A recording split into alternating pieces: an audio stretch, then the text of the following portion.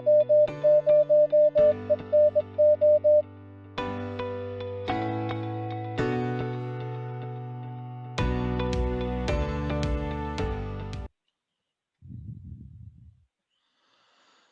right. I got Steve checking something for me really quick, but so far we got 29 people on. Got quite a few members that joined, and thank you. If you're not a member of the Longmont Amateur Radio Club, still welcome to the meeting. You're welcome to join at any time if you'd like. Gives you the benefit of voting at elections like we do every September for our executive members.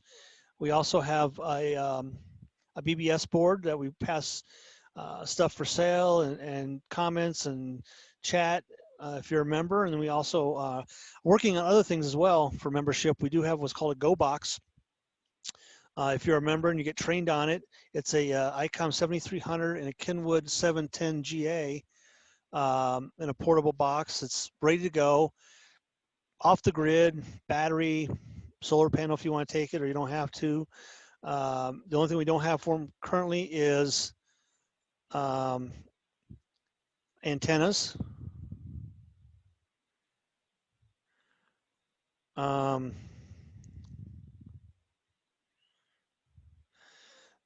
But you're welcome to check it out once you're trained on it. And I know a couple people have checked it out already. I trained one person this weekend, and he's got the box currently. And I don't see Mike on. Is Mike still on? I'm on. Yep. I just okay.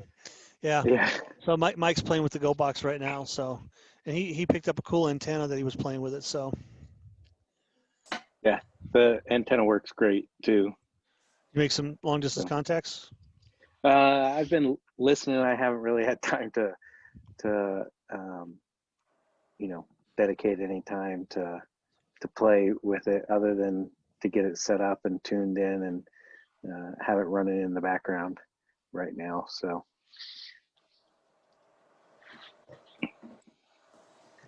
All right, I'm just going over some stuff here really quick. Just making sure we follow the rules here.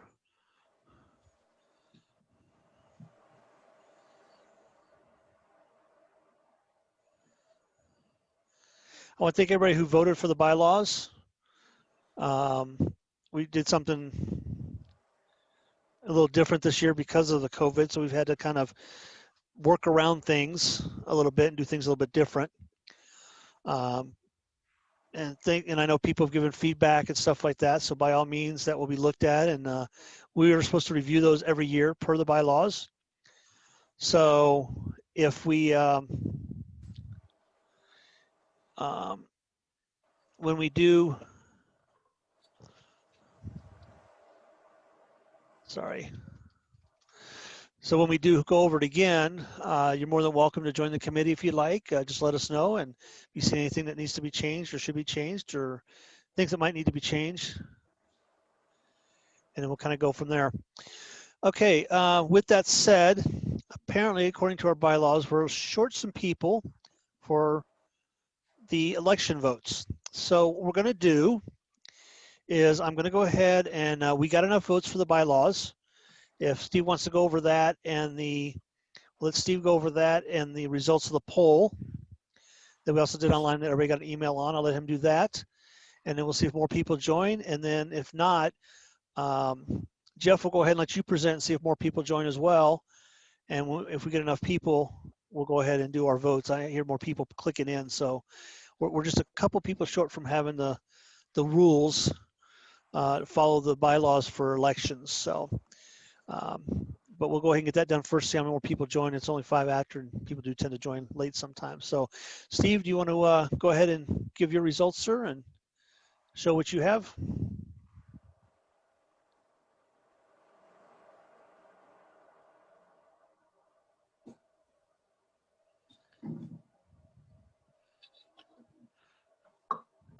You with us there, Steve? Yeah, I'm here. I've lost one go. of my screens, so. Okay. Give me just a minute. That's fine.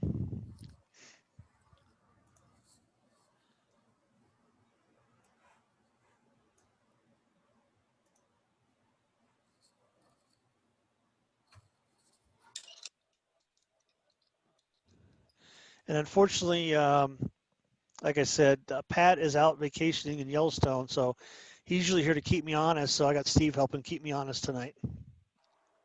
Okay, so I finally got all my screens back. Let me share this one.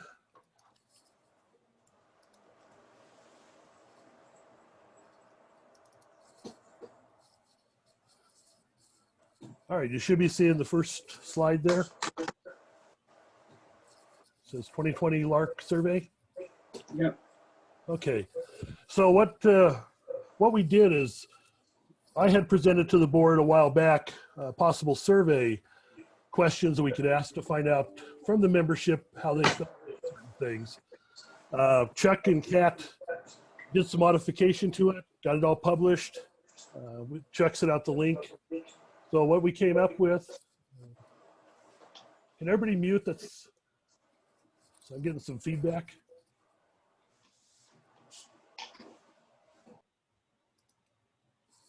Okay, so what we did is we had 30 people submit the survey results.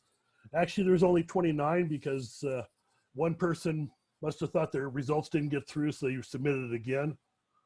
So you'll see we have the number of 30 is responses, even though there's only 29 people. So we asked what kind of class people currently hold, and you can see half the people are extras.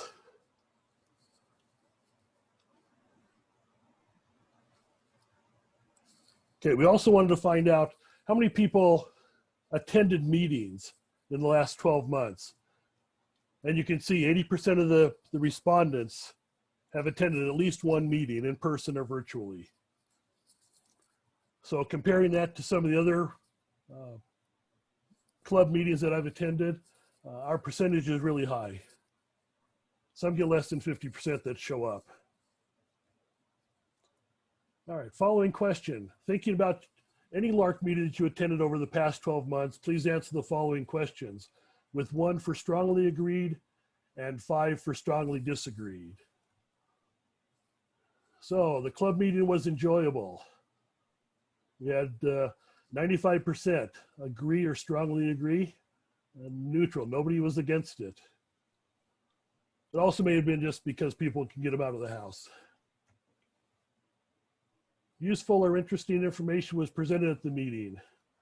Again, 95% agree or strongly agree. The club meeting was enjoyable. Seeing a pattern here, same 95% looks like. And then again, just to bring it up, 1 is strongly agree, 5 is strongly disagree. Oops, let me get back the right way. People at the meeting were friendly. A few neutrals, more than we had before, but still no disagree or strongly disagree. I felt that I could ask questions and get answers. Again, we're in the 95% positive, agree or strongly agree. I learned something new about amateur radio. This one, again, 95%. But I know we have some members of the club. I don't know if there's anything you could teach them about amateur radio. Maybe some different electronic information, but amateur radio, we got some experts in this club. Attending the meeting was good use of my time. Again, 95%. All right. Question 3, where would you like to grow in the hobby, and what topics would you like to see covered in presentation at future meetings? So on this one, you could answer for more than one option. The majority of the people want to know more about antenna building. And I know Chuck has built tape measure antennas before. I'm sure other members of the club have. So that might be something that the board can consider. More about emergency communications, portable mobile operation, communication. Now, all the survey results, including all the comments that we're not going to have showing tonight, these will be in the October splatter. So you'll be able to review them then. Obviously, the board's available at any time on, send any sort of information or other suggestions. Question 4, what should be the highest priority for LARC and its member for ARRL Field Day? And most people are in the idea, let's make it fun. 16% think we should get the public more involved so they're aware, which would also bring in possible new members. Skill development to meet the challenges of operator emergency preparedness. And then a few of the others, lower percentages. All right, moving on about the nets. For the Tuesday Hamlet net, again, 2/3 of the respondents said they've checked into them. How friendly is the Tuesday meeting? Very friendly. And then a few said I haven't actually checked into the net.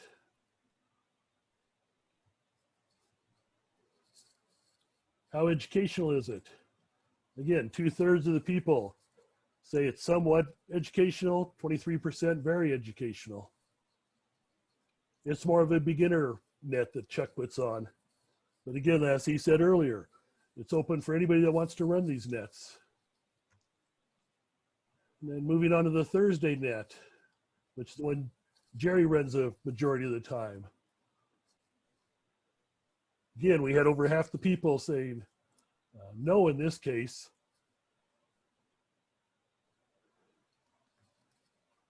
How friendly is the Thursday net? Very friendly, somewhat friendly, and again, some that haven't checked into the net yet. How useful is the Thursday net?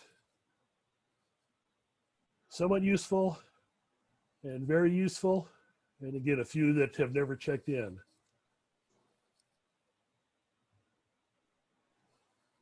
And then, would you purchase club apparel, hats, mugs, gift items, etc., if available?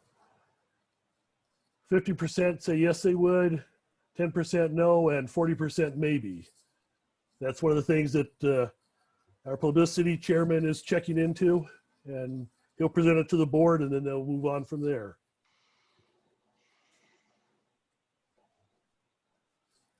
And as I said, watch for complete survey results in the October splatter. If I can get the screen to come back up right, 1 second.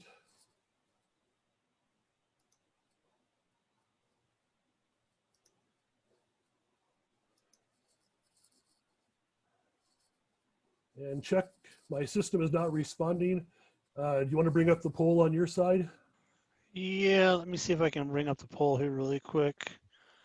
I'm launching the polling now. So everybody should be able to see a poll that popped up with certain questions. So what we did is, because we only had the 29 people participate, we wanted to find out if you didn't participate in the poll, please go through and check as many of those as you would like. We'll leave that open for another minute and then close it out, and you'll see the results. You won't see anybody's name because it's an anonymous one. I stopped you as co-host too, Steve, just to see if it killed your session, but it doesn't look like it did. Yeah, I lost all my options at the bottom of the screen. Okay, I'll make co-host again for you. There you go.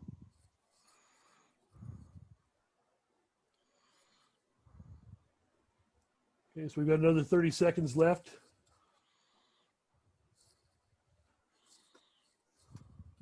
I think a lot of people that did participate in the poll are here tonight, so the results, we're not going to get too many that did not participate for whatever reason. And let's give it another 10 seconds and we'll show the results.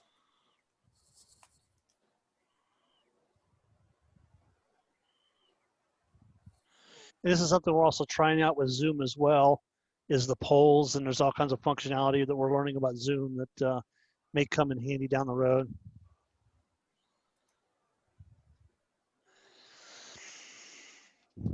Okay, so now you already should be seeing the results. Half the people forgot to do it. A third didn't get the email. For those that didn't get the email, please let Chuck know after this meeting so we can figure out what, if we've got a bad email or if something's changed on your email. And then we had one person that says may participate in the misspelled word future on there. I didn't do the poll, so I'll take the blame for that. there's no blame. We're hams. We're not English teachers. All right, so thank you for looking at the results, for participating, whether you were able to or not. The last things I've got is we're going to take the list of the 29 people that participated.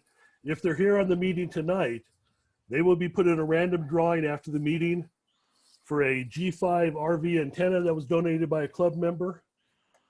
And then for everybody that participates tonight, you will be put into a random drawing for a door prize. There'll be a choice of 3 different ones. That's all I've got, Chuck.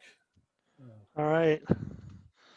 So take a look at the names and stuff. Do we fit the criteria to have an election tonight, or do we need to do it online? Give me a minute to bring up that list again.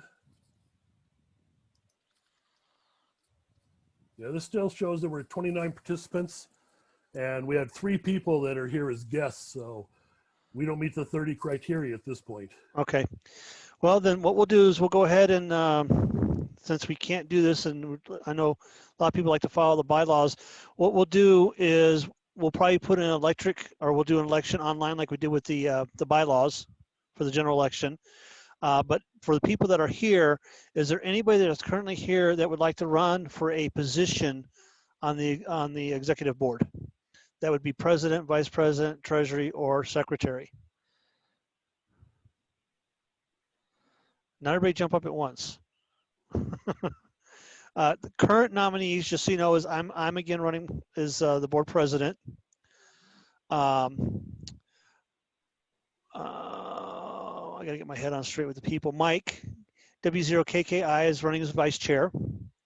And Don is running, Lewis is running again as KE0EE, is running again as a treasurer. And then Pat, who's not here this evening, is running again as a secretary. Pat is he would like to stay on as secretary as long as he can. Most people know he moved up to Wyoming, but he wants to still participate as much as he can, especially since we're doing things virtually, and he feels that he could still help the club in that role. But he also said if somebody wants to run and become secretary, he doesn't mind the competition as well. So just let people know. So that position, depending on what happens with COVID and we start meeting in person again, or things that happen with him, that may become an open position sooner than later down the road. Another couple of things is last board meeting, we did vote in a new committee chair for the technical committee that will now be run by Mark in 7CTM. Ron has had to step down. We're going to be missing Ron. He's going to be moving soon, so he had to step down from the technical committee chair. So Ron, on behalf of the club, we definitely want to thank you for all that you've done for the repeaters and the communications and everything that you've done. Excellent job keeping the club up and running communication-wise as the chair for the technical committee. So thank you again for that.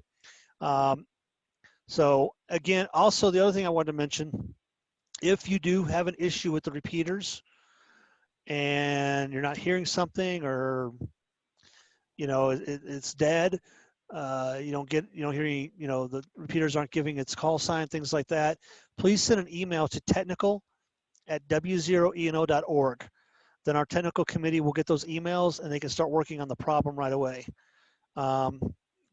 I know somebody mentioned they had a problem getting the repeater, I think earlier this weekend. There was an issue, it did get resolved. We finally got it taken care of, but we do try to get alerts on some things. There's some things that's just not there yet technology-wise. So I know Mark is working with Brian and the technical team to try to figure out different ways to make sure the repeaters stay up all the time and things like that. But again, it's technology and stuff happens. So if you do notice something, please send them an email and then they can look at the repeaters right away and figure out what's going on and see if we can get them back up and running. All right. Does anybody off the board have anything that they would like to say right now? The current board members or chair members, do you have anything you'd like to bring up before we go ahead and let Jeff step in and talk about ARRL?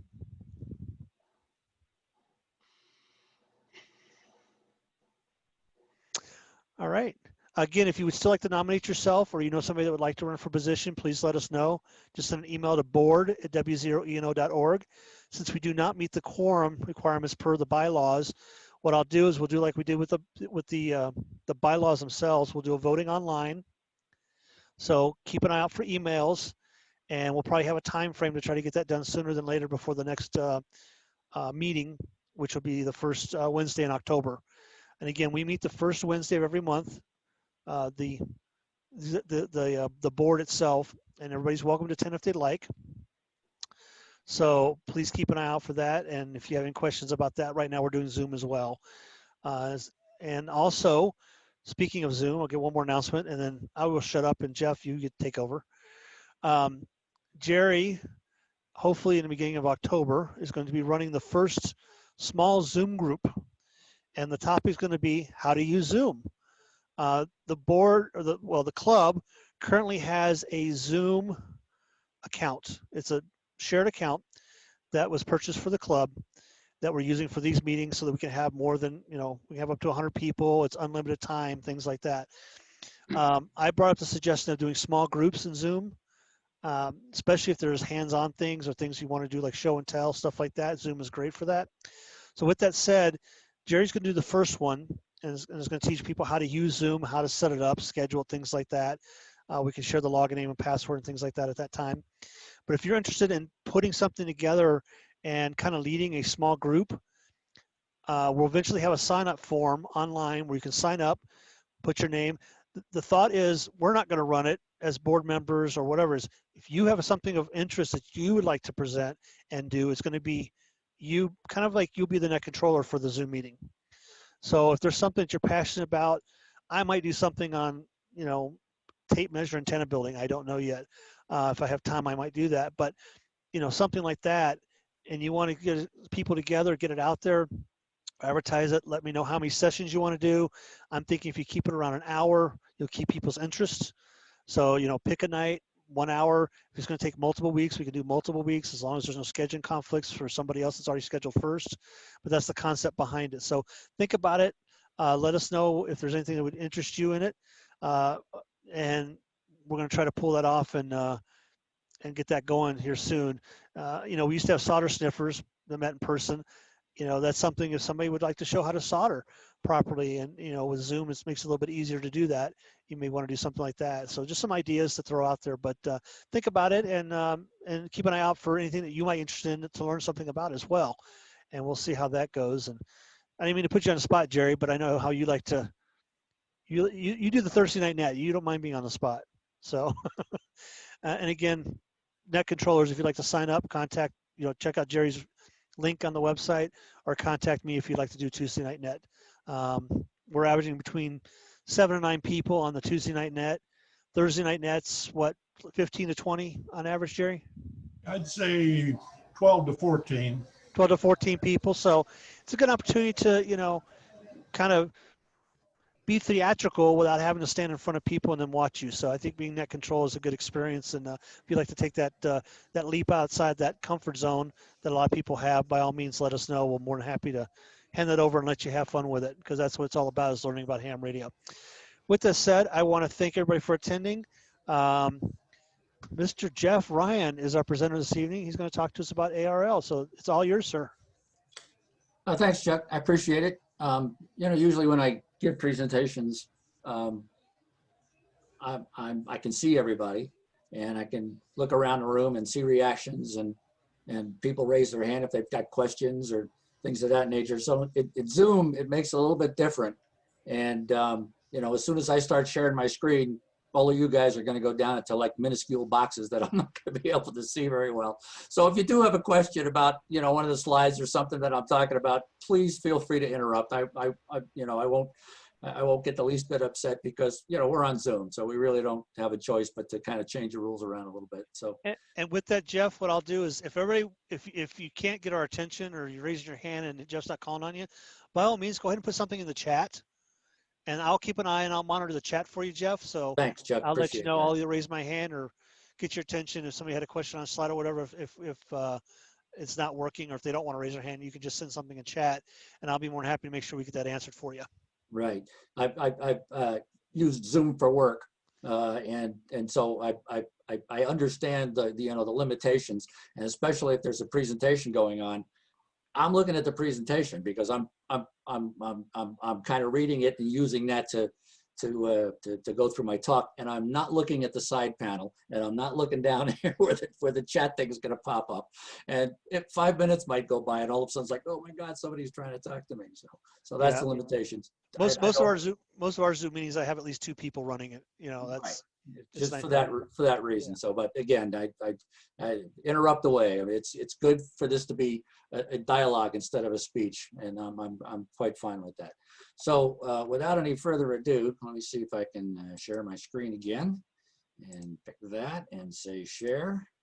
So I'll check my monitor over here. Yep, we see screen. Up. And now the only magic is to see if I can change the screen. Let's see here. Well, see, that might be another story. Is that PowerPoint? You should be able to hit the space bar. Yeah, that's what. There it goes. All right, I just did it. All right, there we go. So 1902 is basically when radio at a great distance was invented by Marconi. And 10 years later, after all this experimenting was going on, it looked like it was going to be enough of a thing that in 1912, Congress passed the Radio Act. And that Radio Act actually allowed for amateurs. They were restricted to bands less than 200 meters, 1 kilowatt, and a license was required to operate. So that was basically the beginning of amateur radio, was in 1912. And 2 years later, the ARRL was organized by Hiram Maxim. His idea was to set up relay stations across the country because radio signals didn't go that far, but you could relay to the next station and then to the next one, and you could actually move messages back and forth across the country. That was his idea, hence Radio Relay League. And the name, even though it's kind of not used that way primarily, the name has stuck. So ARRL is organized into 15 divisions. Each division is represented by a director and a vice director. And at that level, myself and Dan Grady, we're and our other cohort directors, our peers, we're responsible for the policy of the organization. The board of directors meets twice a year, and in between board meetings, there's an executive committee that's made up of 5 directors who are elected by the board at the annual meeting, and they run the ARRL, handle questions, issues, decide what the board's going to do in between the board meetings, or what the league is going to do if it's a policy issue. The league is also divided into 71 sections. This is the subdivision of the league that most people are familiar with, because everybody knows what section they live in and who their section manager is, and most people know what the neighboring sections are. And if you're on the air doing contesting, you know what the section names are, because they're your multipliers. That's who you're trying to contact, people in the different sections. The job of the section manager is to implement and manage ARRL programs and services. There's a headquarters staff of paid employees back in Newington, about 85 people, and a handful of contractors. They are full-time employees, and there's a couple in Washington, D.C., and 1 or 2 in some far-flung places that are actually paid employees. This is what the divisions look like. Of course, we're in the Rocky Mountain Division, as we all know. May not be familiar specifically with the other divisions, but there they are. There's 15 of them. Every once in a while, you'll hear some rumblings about maybe realigning because the population isn't equally distributed, and it kind of never will be if you do things geographically. So that comes up every, I don't know, 7 or 8 years, and it dies very quickly because nobody's really interested, or nobody on the board to date has been really interested in changing the division boundaries. Directors and vice directors are elected by the members of their division, serve a 3-year term, and 1/3 of the board stands for election or re-election every year. So every year, there's a 1/3 of the board can turn over. And a couple of elections ago, I think 4 out of 5 of the divisions turned over, and then the one following that, 1 or 2 of the 5 turned over. So there's been some significant turnover on the board of directors, in the last 5 years. I'm your current director, and our vice director is Dan Grady, into SRK. For those of you who don't know Dan, prior to him moving up to the division level, he was the president, and still is, of the Parker Radio Association, very successful club down in the Parker area. And just as a point of interest, the 2018 election, these were the divisions that were involved. Their term started in 2019. Rocky Mountain Division the elections took place in 2019, and the term started in 2020. So I'll serve for 2020, 21, 22, and then I'll have to stand for re-election if I so desire. And then the election that's going on this year is for Atlantic Dakota, Delta, Midwest, and Great Lakes. And I think in at least one of those divisions is contested. I'm not sure off the top of my head. Every 2 years, the board elects the officers of the league, and the current officers who were elected in 2020. There's the list. Rick Roderick, K5UR, is our president. Mike Raisbeck, he's from New England Division, is our first vice president. Bob Vallio from California, our second vice president. Rod Stafford's our international affairs vice president. Rod, if that name sounds a little familiar and you've been around the league for a while, he was league president many years ago. Rod's a great guy, and he's a retired judge, smart guy, and he knows a lot about international affairs, and we're really fortunate to have him in that position. Our interim chief executive officer is Barry Shelley, N1 VXY. Barry was longtime CFO of the company for 20 years, something like that. A lot of years, long time, CFO, and he moved into the CEO position when we when our CEO decided to resign. That's 2 CEOs ago. And then we had in another CEO for a year, and that didn't work out. The board didn't much care for him, and so didn't renew his contract. So Barry had already retired, moved to South Carolina, asked him to come back, and he did. So that was huge because he cared more about the league than fishing. So he came back, and he's been back in Newington and traveling back and forth and taking care of. Anyway, I'm sure you're all aware that we've elected a new CEO, David Venster, in a 2AA, and he is going to report to work on the 28th of this month, and we're all excited and looking forward to that.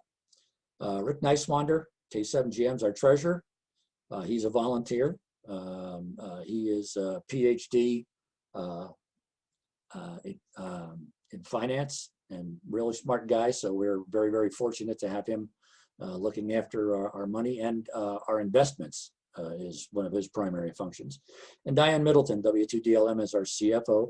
She was formerly the controller, and when Barry moved up to the CEO position, Diane was promoted to CFO. She's a great lady. I'm the chairman of the Administration and Finance Committee, and have been for the last couple of years. So I've worked very closely with Diane and with Barry on financial goings on at the league. And Diane's just a great human being, and we're very fortunate to have her. So the CEO and the CFO are paid employees.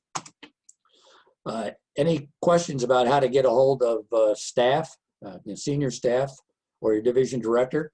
You can find that information every month on page 15 of QST.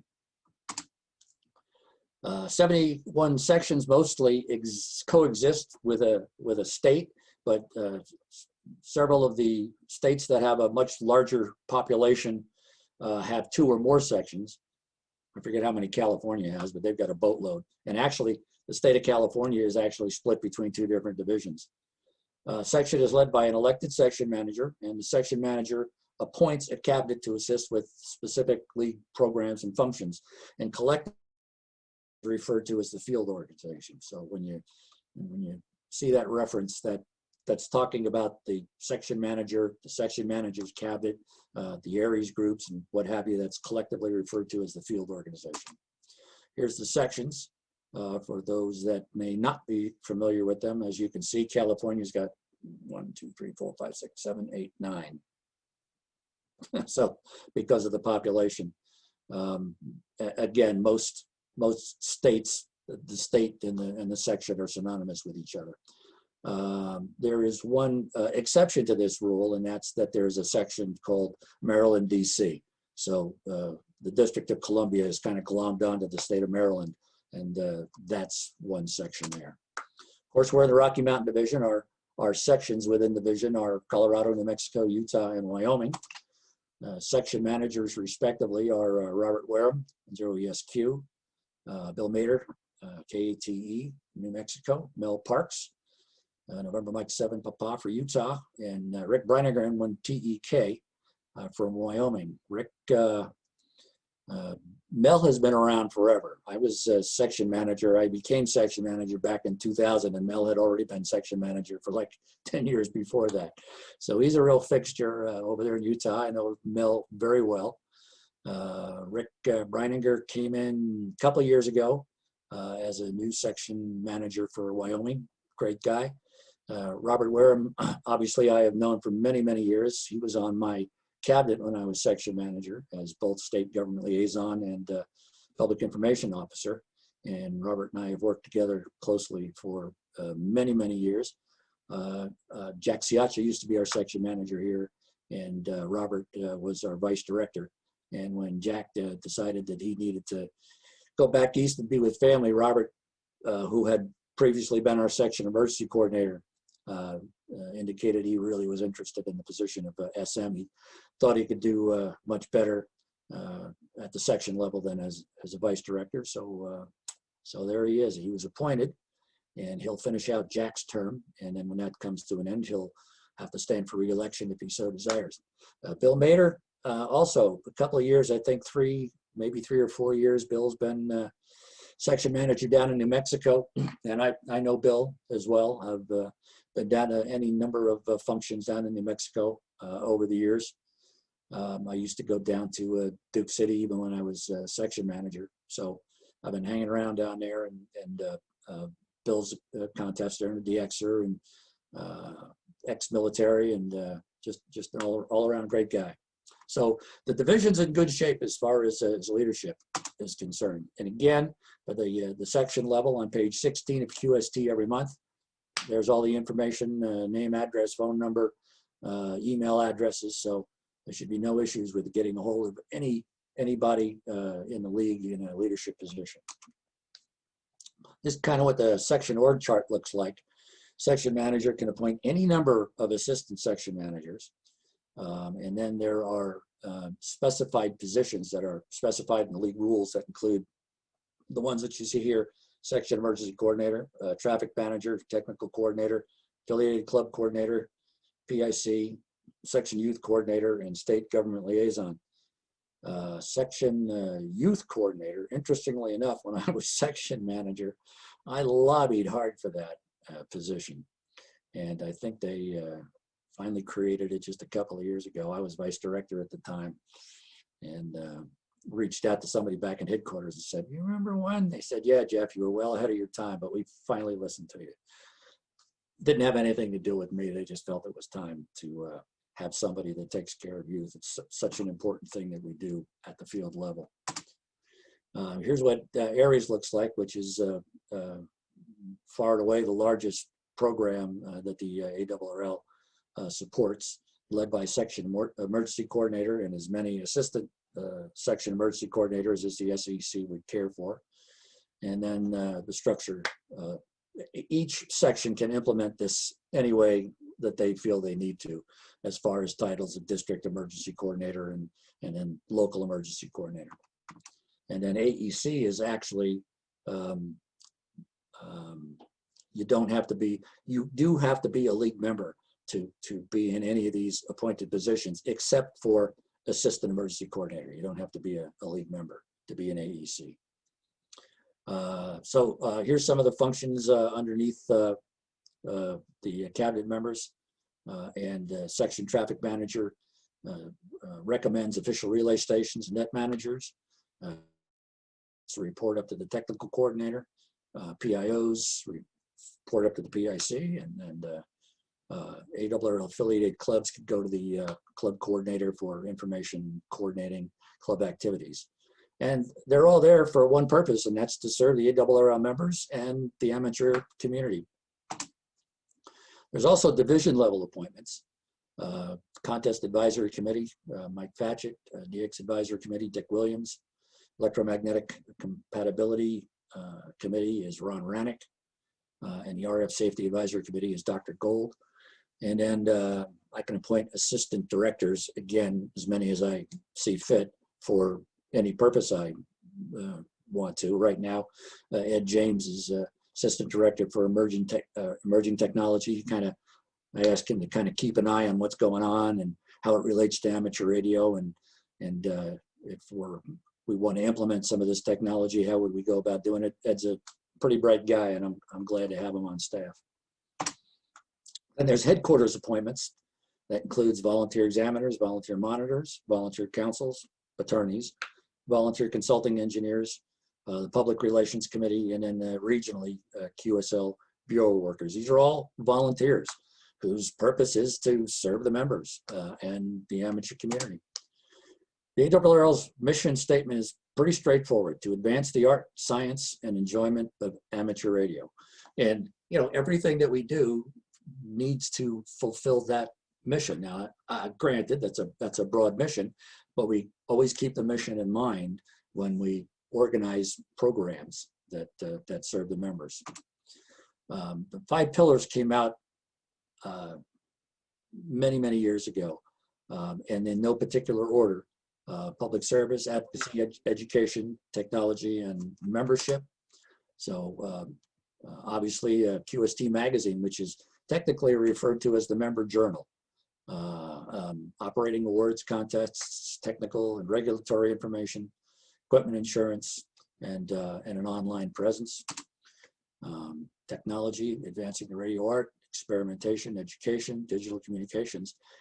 And a huge benefit to members is the ARRL laboratory. They provide the technical information service, product reviews, radio spectrum, RFI, EMC engineering, and Ed Hare, who's the manager of the lab, actually sits on RFI committees, industry RFI committees. And our lab is very well respected in the industry, and as are a lot of our publications having to do with spectrum and RFI engineering. Education includes books, videos, CDs, online training, recruitment, mentoring, licensing, ham radio news, and youth activities. And then advocacy, spectrum defense, resolving interference, cooperation with others in the wireless industry, FCC rules, and participation in the International Amateur Radio Union. The ARRL is the international secretariat of the IARU. It's the ARRL sets the tone, and it just, the way it is that the organizations in other countries that are like the ARRL, they look to the ARRL for leadership. So when we're making policy here in this country, we also have to keep in mind that radio waves don't stop at the borders, and we need to cooperate with our entities that are in foreign countries to make sure that amateur radio works globally. Public service, of course, last but by no means least, emergency communications training, radio clubs, instructors, examiners, and the former mentioned ARRL field organization. So what is the ARRL really? I mean, what is it?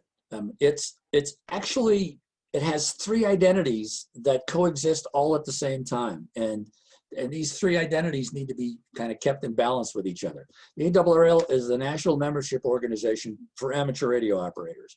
So it represents amateur radio operators and it serves amateur radio operators. And that's the reason for the league's existence. The ARRL is also a not-for-profit corporation operating under the laws of the state of Connecticut. It's a business, it's a company.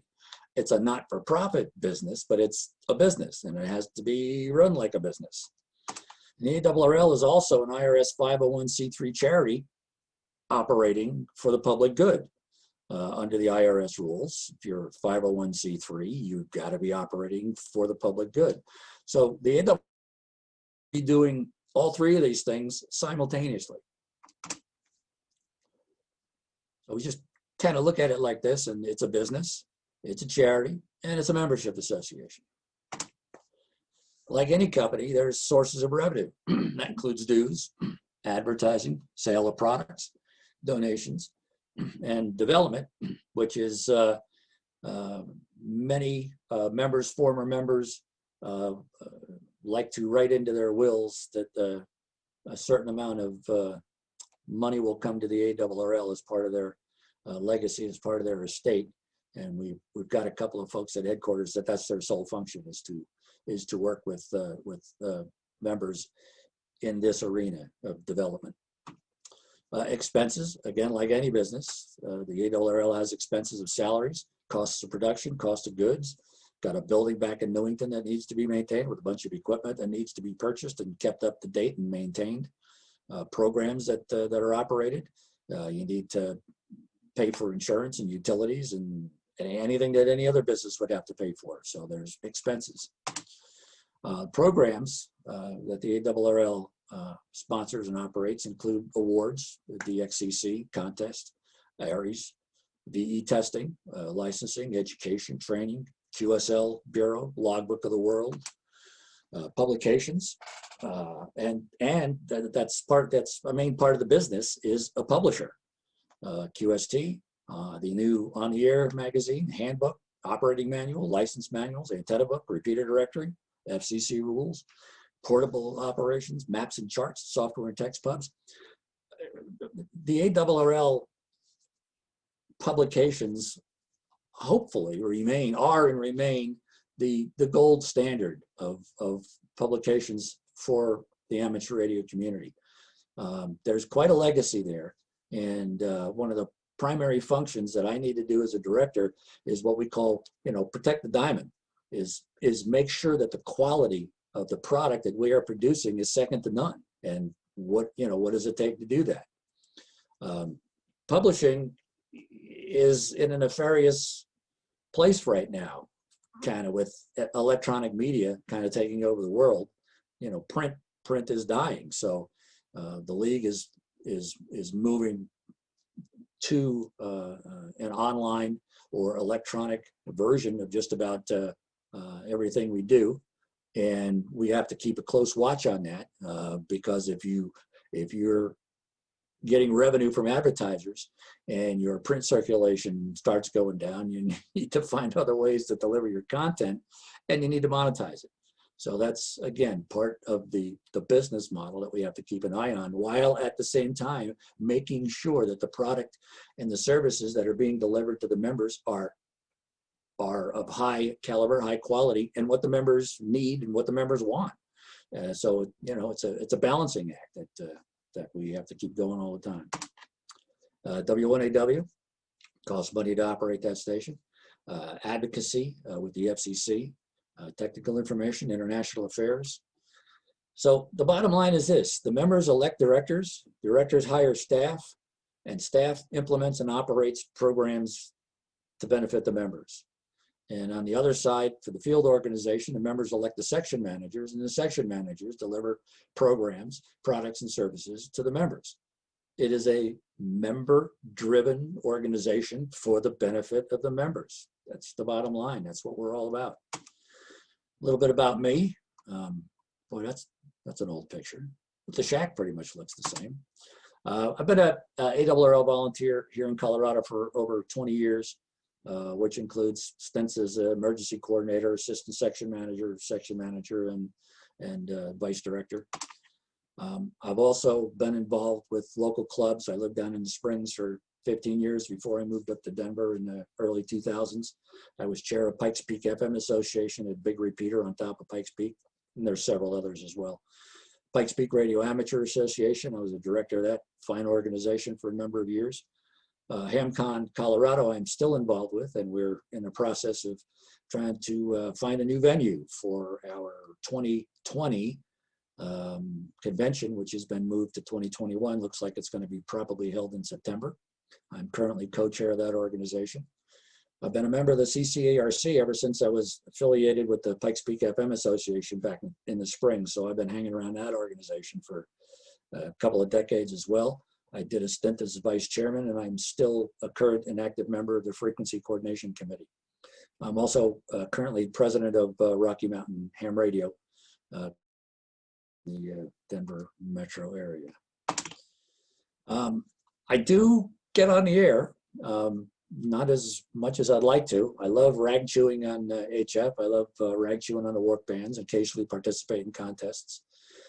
Active also in VHF, UHF. I've been participating with Rocky Mountain Ham Radio in the June VHF contest since 2009. I love field day. There's just, it's the best day of the year for me is field day. It's just so much fun. I used to run field day when I was down in the Springs. We kind of focus more with Rocky Mountain Ham Radio, the local club that I belong to, with the VHF contest. So field day was not as important, but a lot of our members in Rocky Mountain Ham Radio are now more interested in field day. So for the last couple of years, we've been going out to South Park, and it's just a blast. I love field day, and I participate in public service events and manage a couple of them. I've been in the telephone internet industry for 45 years. I retired 6 weeks ago. So I'm trying to figure out what I'm going to do with the rest of my life. I have 2 grown daughters. I'm a veteran, United States Air Force, back in the Vietnam era. Private pilot. I own a Cessna 182 airplane, and I'm a musician. And I just throw this picture in here because outside of ham radio, this is one of the coolest things that I get to do is this view that is kind of restricted to the 600,000 pilots there are in the United States, and it's a rare privilege. And I'll tell you, I still to this day been flying for many years, but and you're kind of busy when you're taking off and climbing to altitude, but once you level off and get the airplane all trimmed up so it's going to fly itself, and you have a chance to kind of look around, just like, I just left the planet, man. I just took this apparatus off the planet. It's so cool. It's great. So it's becoming a very expensive hobby, and it's a selfish hobby because a lot of times I'm in the airplane by myself. I'm a private pilot, so I'm not commercial. I don't have a commercial rating, so I can't make any money off of it. So purely for pleasure. So what's going on in the world? Well, the biggest brouhaha that's happening right now is the FCC wants to re-implement the license fee, and right now they're saying $50. So if you want to be a ham radio operator, it's going to cost you $50, and every 10 years when you renew, it's going to cost you $50. Well, the league doesn't think too highly of this. So the notice of proposed rulemaking came out a few weeks ago, and the comment period is now open. So anybody who wants to make a comment should go to the electronic comment filing page of the FCC, and you could Google it and find it, or if you go to the FCC's page, it's not that difficult to navigate to. As we speak, our attorney that works on FCC matters is drafting what the league's response is going to be. I don't have a very specific date when those comments are going to be filed, but we're all hoping that it's going to be very soon, within, I don't even want to speculate because I don't know. They haven't set a date yet. What happens, he's going to submit his comments in draft form to the executive committee, who will give him the thumbs up to go ahead and file with the FCC. The whole board will see it, so I'll see it as soon as it gets filed. And of course, the board, and there's 15 of us and 15 vice directors, will want to make comments and probably try to wordsmith it. But in the final analysis, you want to defer to the attorney. Number one, he used to work for the FCC, so he's pretty knowledgeable on what won't fly and what will fly and what the good arguments could be. But we're definitely going to fight this. We just don't think that this is a good thing at all. I wish I could tell you I knew what our position was, like we'd be happy with $10 or something, but I don't know. I haven't seen the draft yet. There's been a lot of discussion amongst the board members, but it's speculation right now. It's just all speculation. Hey, I'd like to see this. I'd like to see that. Some people are saying $50, that's $5 a year. That's not so bad. But I am of the opinion that a $50 license fee is going to be a barrier to entry. It's going to be a barrier to new people becoming licensed, and I'm not happy about that at all. So even if that doesn't go away, we need to figure out how to lessen the burdens, get people in, whether it's subsidize people's first license or something. I don't know. This is just Jeff Ryan talking right now as an individual, because I'm not happy. Nobody on the board is, and the league certainly isn't. The Amateur Radio Parity Act, which is currently being reworked. Last I saw at the last board meeting, again, they didn't have a specific date. Congress, isn't there right now. It's very difficult to talk to staff right now with COVID going on. That's kind of put the brakes on that a lot. So we're hoping that'll get spun up as Congress and staff start, moving back in and getting things going. It's obviously a political thing, and if we're trying to get legislation into a bill, the way to do that is to work with staff to figure out, what will get supported, how will it get supported. We obviously don't want to get ourselves to a place where somebody's going to oppose it and we're going to spend a year doing this and it's just not going to go anywhere because of one senator, like what happened last time. FCC enforcement advisory on non-certified radios. That happened quite a while ago, but the league still has concerns that the FCC actually came out, and said you can't use radios unless they come through here. Well, that's not exactly true. We're hams. We can build our own radios and put them on the air anytime we want, but that's not what they've said right now. So we're not completely happy, but we don't know if there's going to be any downside of this right now. So we're just trying to keep an eye on that. And that's all about that Baofeng stuff that came out, where these non-certified radios were coming into the States without being checked, and they were being sold, and people were putting them on the air, and they're out of band, and they're spurious emissions all over the place. And so the FCC said, can't do that. Well, yeah, you can't do that, but they went a little too far with their ruling. Threats to 3 and 5 gigahertz. There's a lot of competition for spectrum up in this band. Commercial, it's worth billions and billions of dollars to commercial entities, this spectrum, and the government's not going to get any fees or anything from it if hams are stuck there. So we're not in a very strong position, but we still see that there's opportunities for sharing. There's a lot of 3 and 5 gig amateur radio stuff out there, a lot more 5 gig, I think, than there is 3, especially here in Colorado, based on what I've seen. So we're not going to go quietly. We're going to make a lot of noise. We're going to try to show amateur radio's worth to the public. The tax-free services and equipment that's provided, without any taxes. The benefit to the public is huge. We're trying to get our hands wrapped around that. So, hey, Jeff, Yeah. Have we lost the 3 gigs? I've heard you know, comments that, hey, at the end of the month or whatever. Yeah, September 30th is supposed to be the date. And again, one of the things about waiting for our attorney to give us the words that we want for the fee is he's working on the 3 gigahertz stuff, you know, the final 3 gigahertz stuff. And I mean, I see that the emails going back and forth. He's asking directors for, you know, where's 3 gig being used, and so that he's, you know, he's got ammunition to go and argue with. I think we're going to have to get off. I think we're going to have to get off the spectrum. I don't think we're going to be able to save it. I think we got a lot better shot with hanging on to 5 gig. That's my personal opinion. Thanks. Sure. ARRL volunteer monitoring program, which is pretty well stood up now. Riley Hollingsworth is a contractor to the league right now. League brought him in because this is something that the FCC actually asked for. The former program, the OO program, was kind of stagnant. It wasn't working well. And the FCC came back and suggested it be set up a little bit differently. And so Riley said, I'll be happy to help. He's got that program pretty well stood up. I think that's a done deal.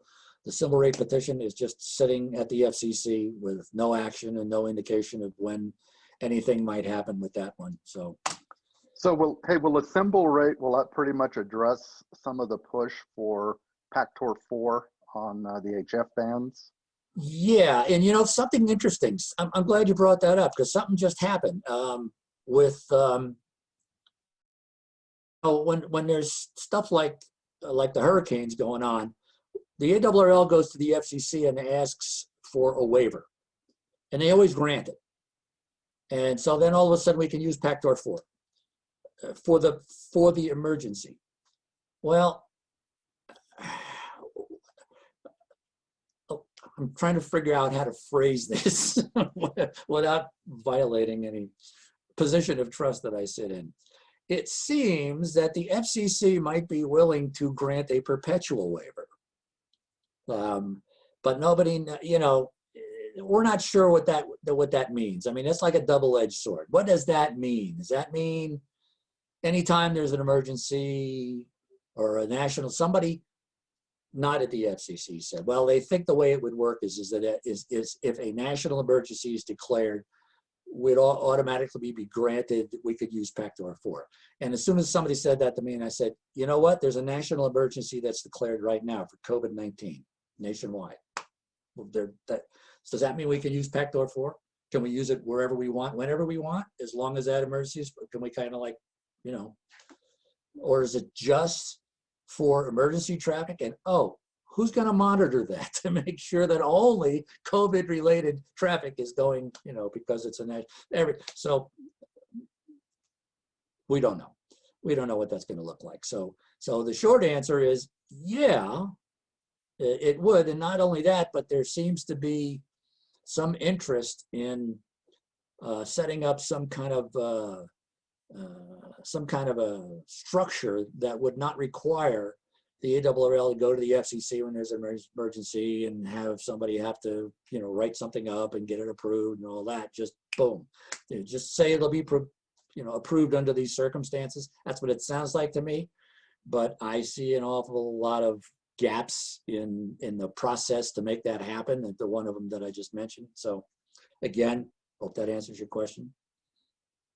So why would you want to join the ARRL? What a great question. Well, first of all, you get QST, product testing, publications, training, equipment insurance, interference mitigation, technical information, public relations, advocacy, Congress, FCC, state legislatures. National wings that we've had include PRB1, which happened back in 2001, access to the 60-meter band. Something that I was personally involved with was DMR, which when it first came out, it was illegal. You couldn't use it in ham radio. The emissions designator was not legal.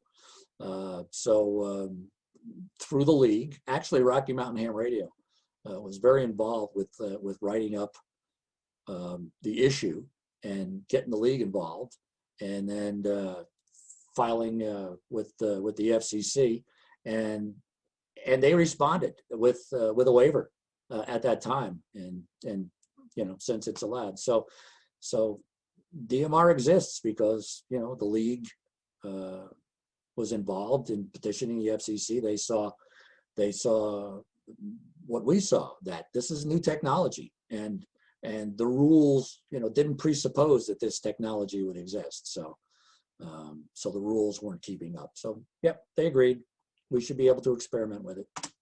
Colorado legislative wins include the Colorado cell phone bill. The legislature was going to ban the use of cell phones while driving, and in its original form, the bill could have adversely impacted ham radio operators' ability to operate mobile.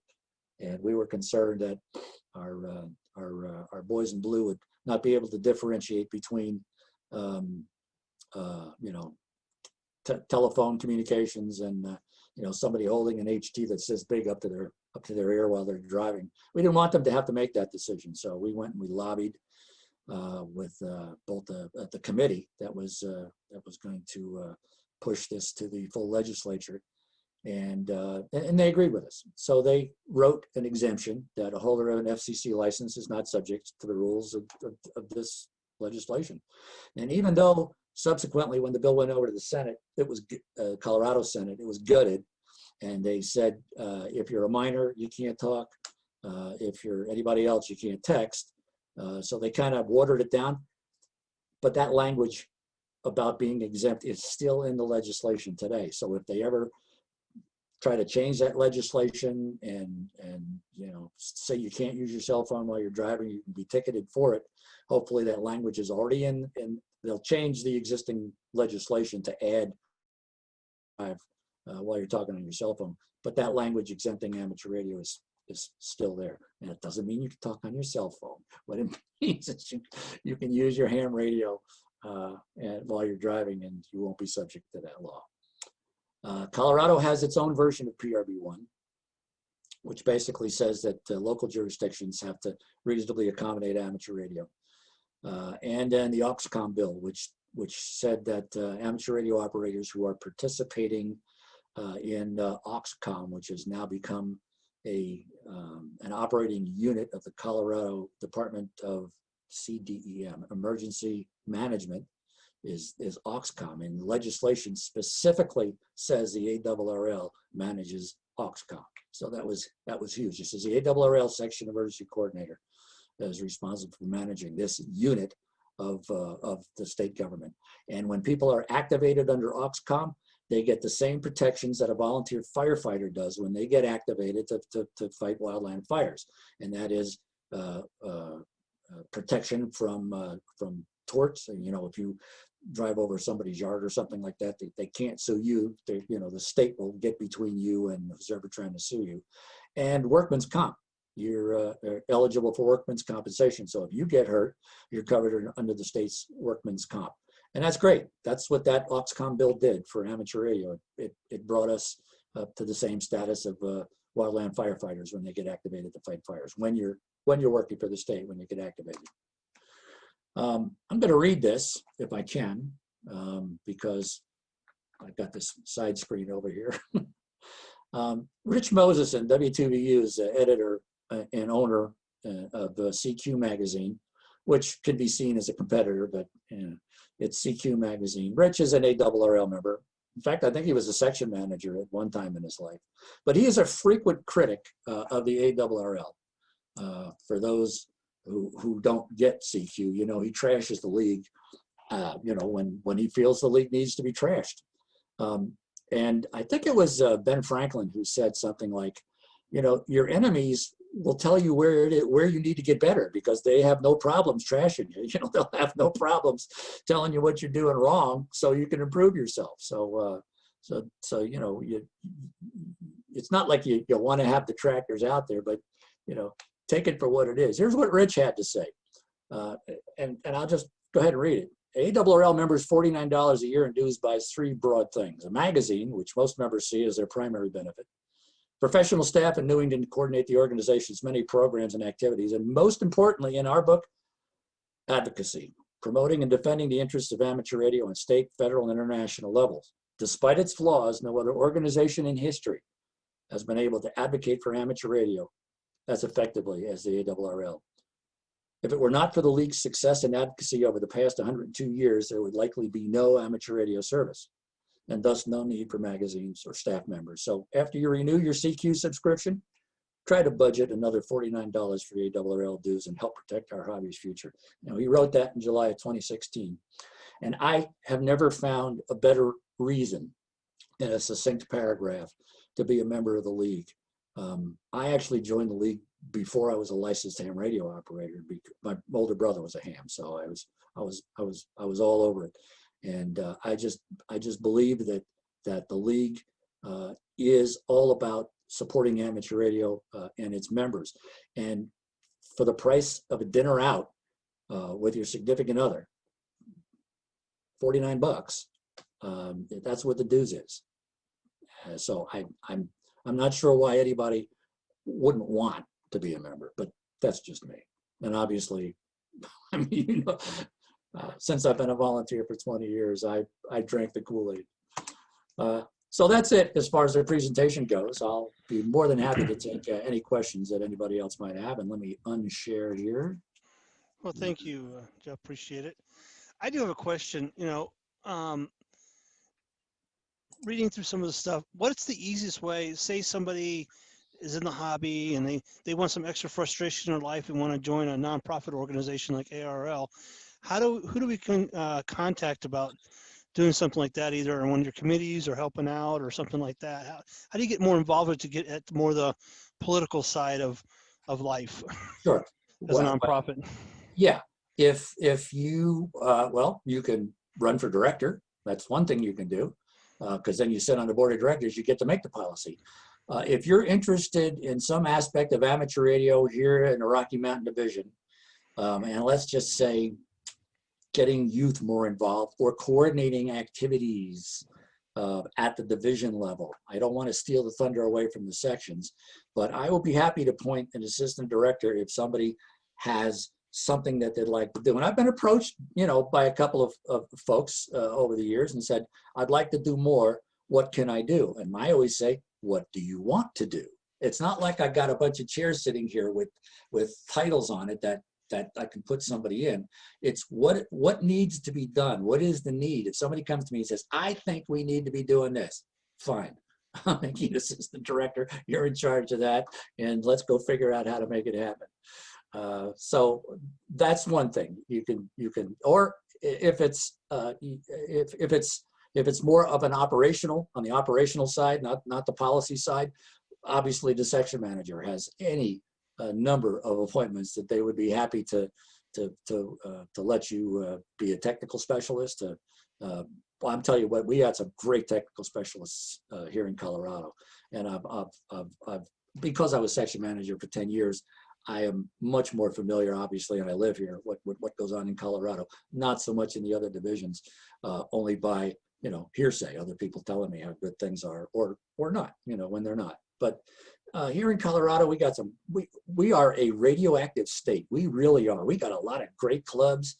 The people are active. They're doing things. They're helping each other out. It's just, I am just, you know, so proud. I mean, I grew up in New Jersey when I first started hanging around, you know, ham radio. It was back there, and because my brother was a ham, and he you know, he wasn't as socially active as I've become, and we kind of laugh about that. He's my older brother, and you know, he kind of built repeaters and stayed to himself. Wasn't a member of the local club or anything, so you know, I didn't see that aspect of it, and I just didn't understand. So when I finally got licensed, I mean, I joined the club, I joined the league, you know, field day, I'm out doing things all the time, and I laugh about it, but with him all the time.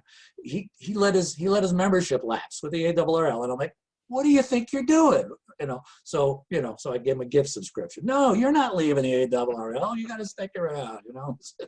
So he's long time retired. He's off doing nothing. He's a broadcast engineer. That was what he did for all of his life. So you know, he's fully versed with the technology and everything else. I hope that answers your question. Just let me know if there's something that you see that needs to be done, or you just want to talk because you want to do something. And I can give you some ideas too. So I'm already board president for 2 nonprofits. So, you know, this club, and I'm part of another nonprofit organization. It's not a club related. It's more community affiliated. So yeah, I don't have enough time in the day, but if I get rid of one, I might be able to do more with ARRL. But I thought I'd bring that up because a lot of people don't know how to get involved and, you know, get into that, or are afraid to get out of maybe a comfort zone and try to do something different to help the hobby and things like that. So that's why I thought I'd ask that question. It's a great question. And I have to tell you, you're a club president, so you know. It's the 80-20 rule. Yeah, 20% exactly. of the people do 80% of the work. And without those volunteers, these organizations wouldn't even exist. It just flat wouldn't happen. So, you know, thanks to the 20%, you know, it's great. Some people just, you know, they're just not comfortable, you know, being out there and doing things and going into strangers' houses and helping them stuff. You know, other people, they just thrive on it. Right. And that's okay. You know, it dawned on me, you know, even back when I was section manager, ARRL members, you know what ARRL member is? ARRL member is somebody who gets their QST magazine and then shut up. You know, they don't care. They don't care about what's going on in Newington. They don't know who their director is. They could care less. You know, section manager, what's that? I mean, I go down to my basement, I get on the radio, I talk to people, I participate in contests every once in a while, I chase DX, whatever I do. I don't care about this political, yeah, I pay my dues, I get my QST. They don't care. The typical show up rate of participation in director voting is in the neighborhood of 17%, 15, 17%. You might say, well, that's pathetic. Well, a long time ago in a galaxy far, far away, when I was living in the New York metropolitan area, Daniel Patrick Moynihan, the senator from New York, was talking to some talking head at, you know, WNBC or something like that.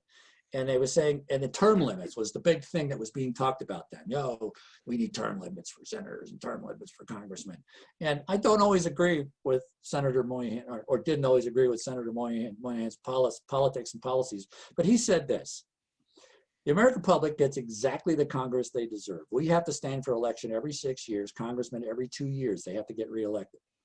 If the American public is going to be apathetic and not participate in the process, they are going to get exactly the Congress that they deserve. And I went, right, right. And I think I was, I don't know, I don't even remember if I was old enough to vote, but I can tell you this, when I turned 18, and every year since, I voted. I mean, when I was in the Air Force overseas, I voted absentee. I never failed to participate in the process because that statement made a lot of impact on me. Same thing over here. What do you want your league to do? If you're okay with reading a magazine and sitting down in the shack and operating, and you don't care about all this other stuff going on, I don't have a problem with that.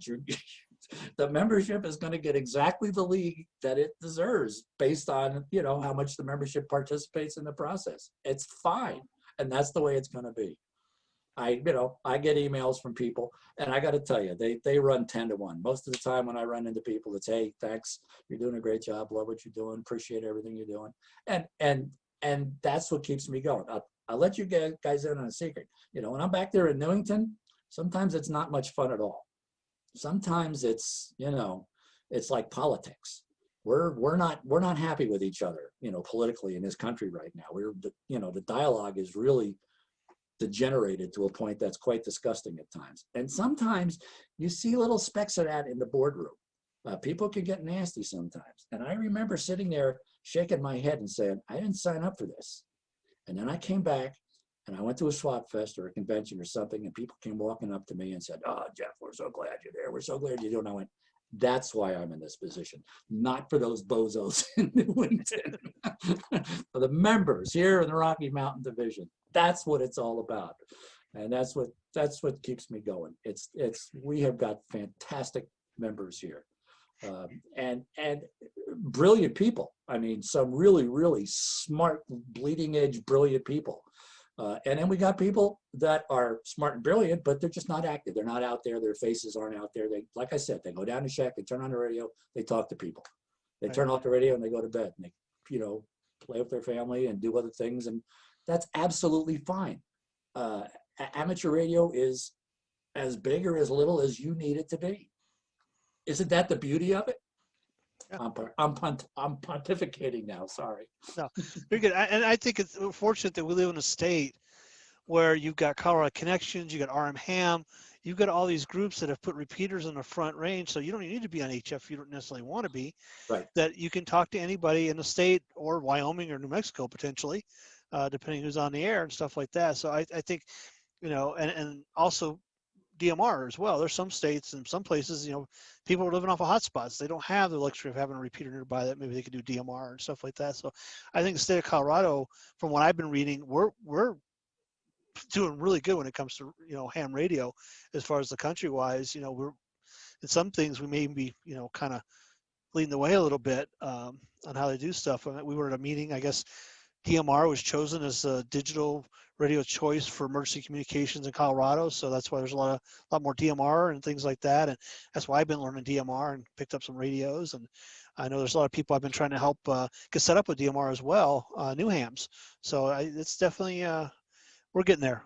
The hobby's coming back, I think, no matter what they say. Another aside, I mean, I was just so proud that, you know, when DMR was first starting and Motorola was the only one doing it. And then all of a sudden, you know, some of these Japanese guys came in, some really good ones, you know, Anytone, you know, they're fine radios. There's nothing wrong with them at all. And so when that opened up the market, and you know, because those Motorola radios were expensive. Oh yeah. So you know, people were buying them, and there was just, you know, a handful of people. It's like, I'm not paying that for a radio. What the hell's the matter with you? You know, it's just a lot of money. And again, DMR wasn't made for amateurs. We just took it over and own it now. But when these other radios came out that allowed the market to explode, a couple of months later, I'm kind of looking at state by state the percentage of DMR IDs that had been issued by, at the time, DMR Mark, who was doing that. And then I said, geez, I wonder what that means. And I went back and I put it in a spreadsheet. And then I went and I looked at the population, the ham population of every state, not the population, but the ham population. Colorado was far and away, as a percentage of population, #1 in DMR adoption by the amateur radio community. And I'm saying it as a percentage of the population. The greater percentage of hams in Colorado than any other state had DMR IDs. And I don't know that they were on the air. Some people were just getting them and never used them. But you know, you gotta feel that the percentages would be pretty much the same whatever state you were in. So Right. So yeah, we adopt. We're not afraid of technology. we're great, you know, at adopting and adapting, and yeah, it's fantastic. Yeah, I like it because I use it as kind of a selling point to the younger generations. You know, I've sit and talked to some teenagers, and I even work for some you know 20 somethings at a company I work for, a technology company, and they're like, man, ham radio, that's just some guy with a ham sandwich and a beer on a big mic talking across the world. I said, well, what if I told you internet was involved?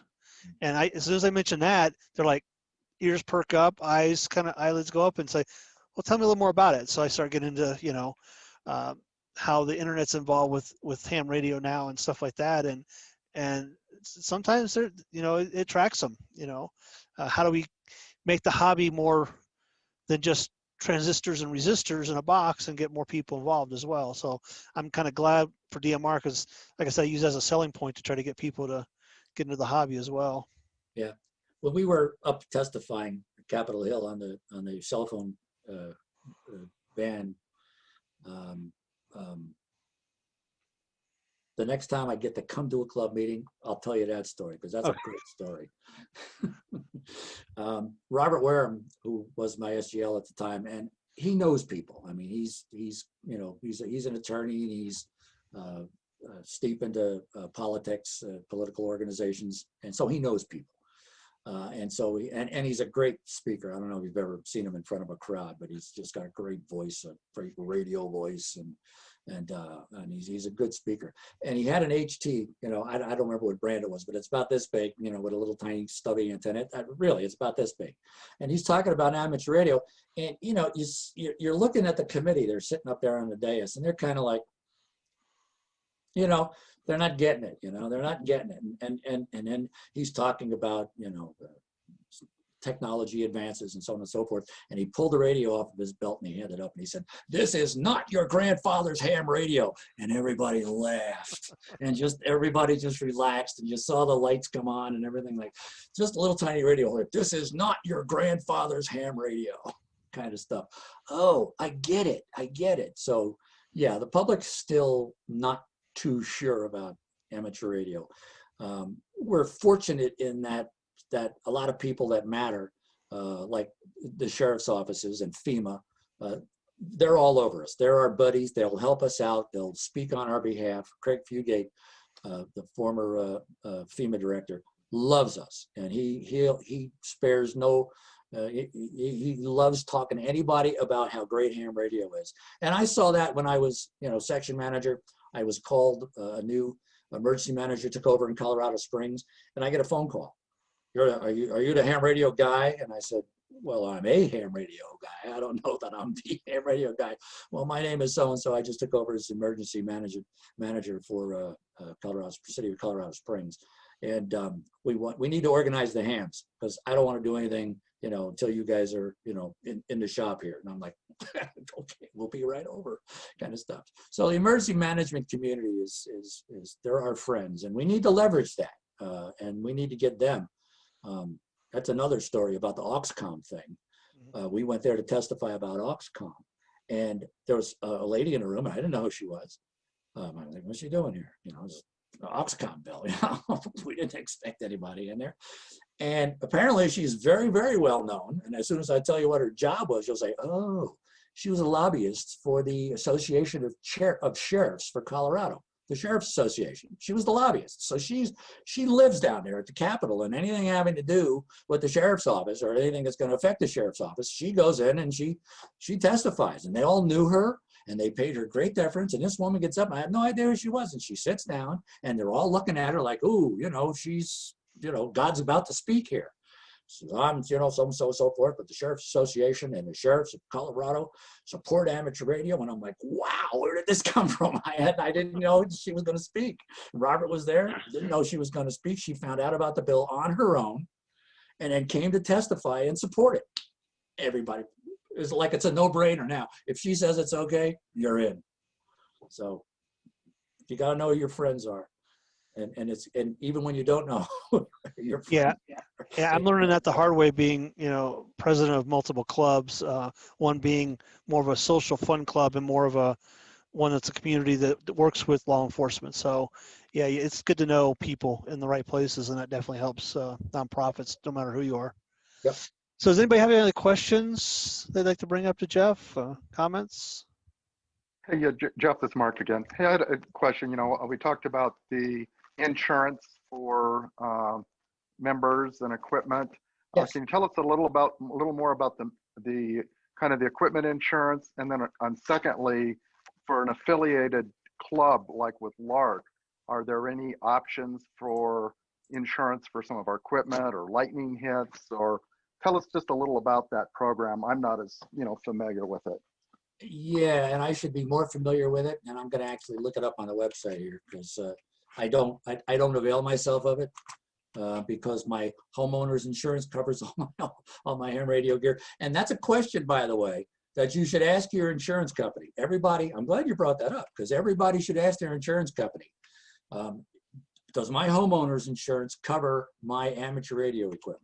And if they say no, and you get a lightning strike, you might be out some, serious coin. So being as that mine was covered, I really never had to worry about it. I was thinking more about like the club, with our repeaters and some things, it gets into our higher dollar items as well, or, some things that we could do or consider. Yeah, I get it. I just sitting here right now, I don't know the answer. What I'll do is I'll research it and I will send you an email, and then if you can distribute it to the club. Thanks. Yep. Yeah, that definitely would be helpful, Jeff, because we have like a Go box that we let members take and play with. It'd be nice to see if that would cover something like that as well. Yeah, and there's, the clubs that I've been, director of, so that, I had to worry about buying insurance. The insurance, which is not the stuff that you get from the league, was general liability insurance. If your club, your club's tower falls down and damages something, that's liability for your club. And most clubs do have a general liability policy, which is completely different than this member equipment insurance that they're two completely different things. So yeah, I'll find out about that. And I don't, I don't know about the affiliated club angle, and it's a fantastic question. Thank you, Mark. Anybody else got any questions for Jeff while we got him?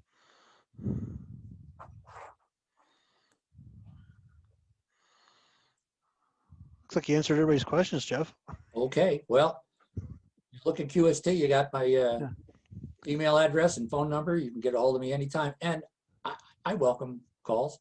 I got a call from a gentleman who said he was like 78 years old or something like that. And most of what he wanted to talk about had nothing to do with the ARRL or anything else. He wanted to tell me his complete history. What a wonderful conversation I had with this gentleman for a half an hour, talking about his dad who was a ham in the Navy, and his dad was at Pearl Harbor when it was attacked. So he had great stories. So yeah, I just, I welcome communications, email, phone calls. Just give me a call. Well, anybody got anything else? Yeah, I have a comment on insurance. Yeah, go ahead, Dick.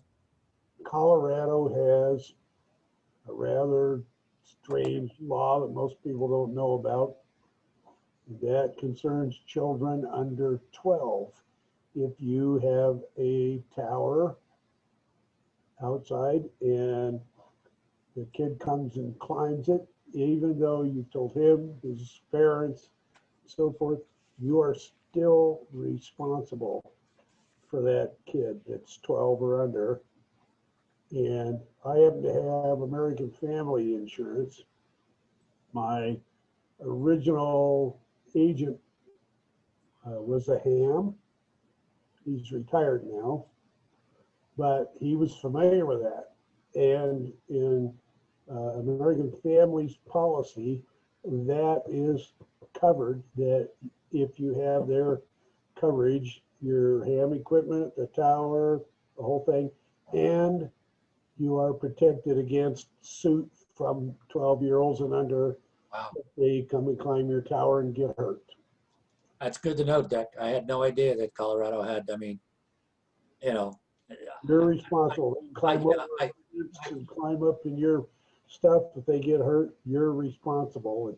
I guess that would hold for commercial companies too, right? I don't know. Yeah, I worked for a company called MCI for 20 years. We had towers all over the country, and we had fences with barbed wire around the top, and yet people still got in there. But the thing of it is that our attorneys would tell us that if you're climbing over a barbed wire fence to get to something and you hurt yourself, there's no way that any court in this country is going to hold the company liable. And we used to laugh and say, anybody can sue anybody anytime for any reason, and you never know what the judge is going to do until he does it. Doesn't mean you can't appeal, but no, that's good. That's good to know. If Colorado, is unique in that regard. Yeah. Yeah, but if you have an American Family, their policy covers that. I wasn't aware of it, and I certainly was happy when he told me that I was covered if it should ever happen. So This must have come about as a result of a case, like a lot of legislation does. Something happened to somebody. yeah. But I've had family insurance for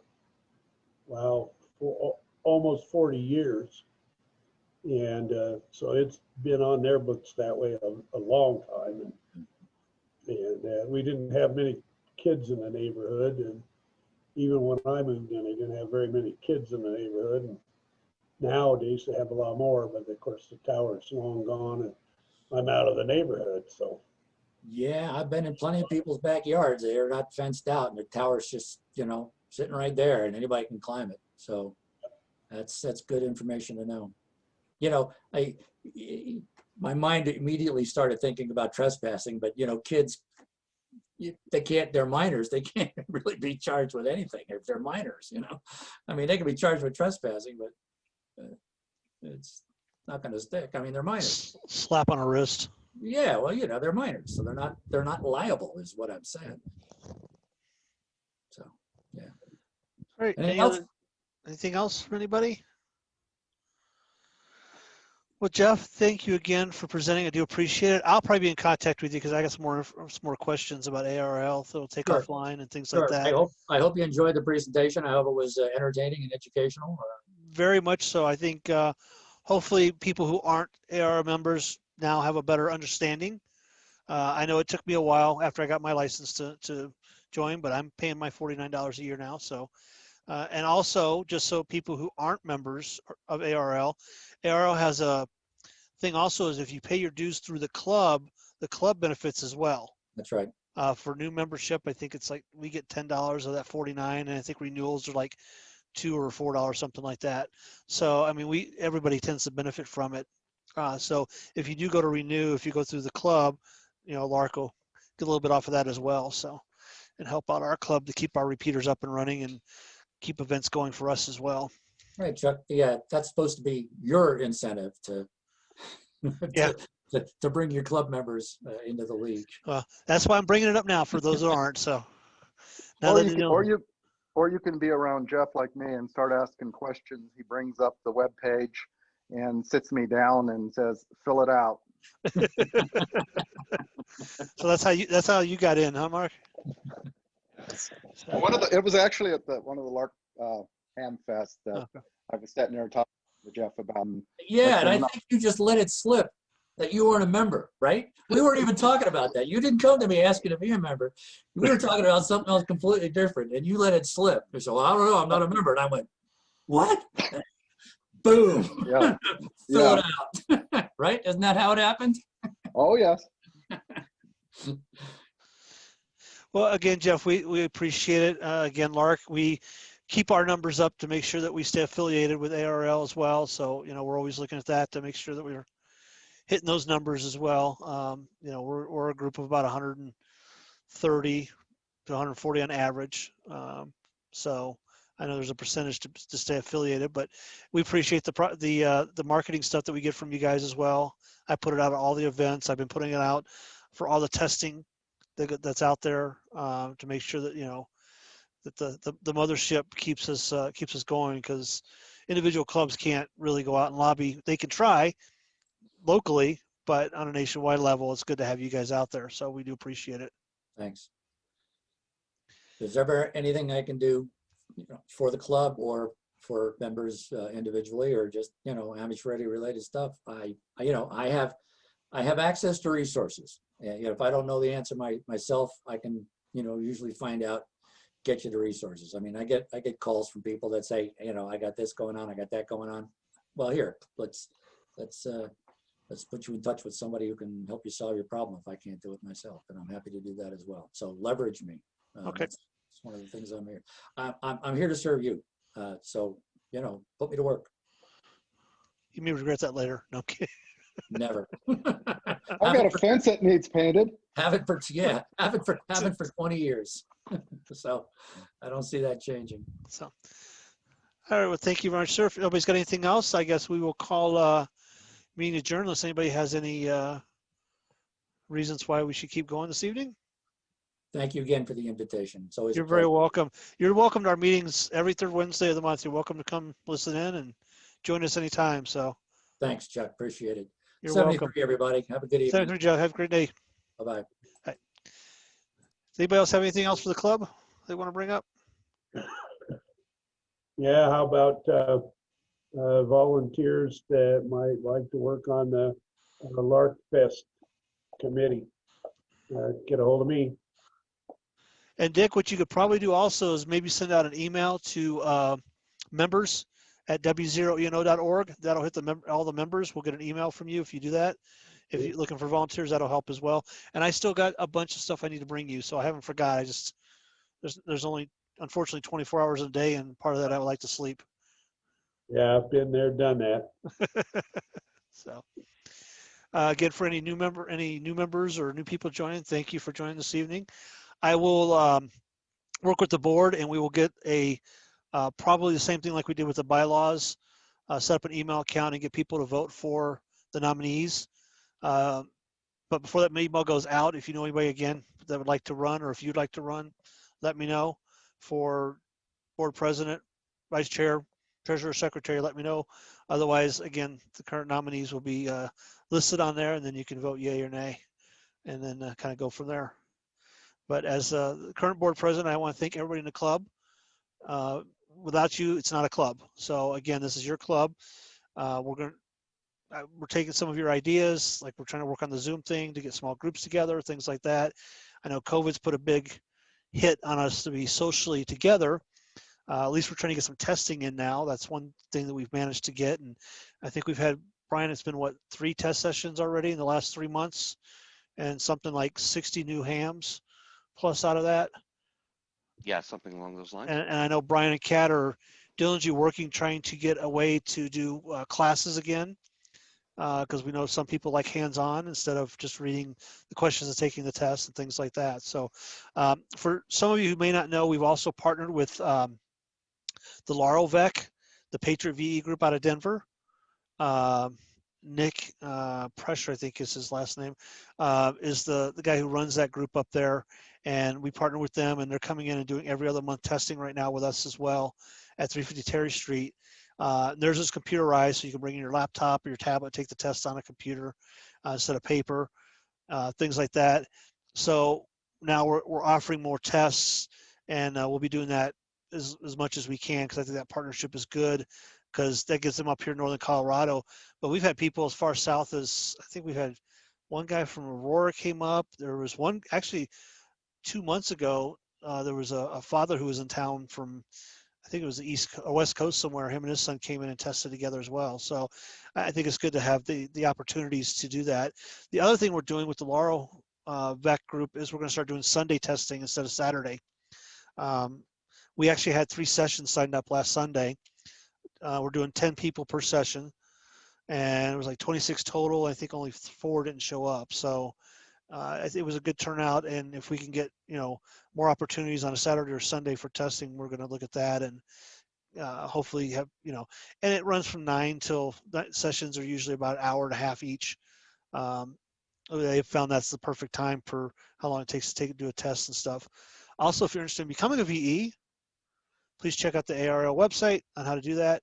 Once you get your ARRL one, if you want to do the Patriot group as well, just contact, just check out their Facebook page, and it's Patriot VE on Facebook, and you can work with them as well and learn their software and help do test sessions as well.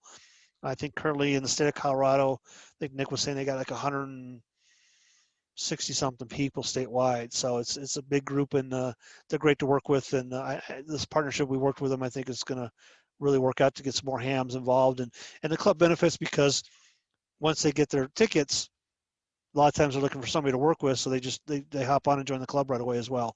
We had one person sign up for the club right away on last Sunday, so we had a new club member. So it's been nice. Anybody got anything else? Yeah, when's the next test?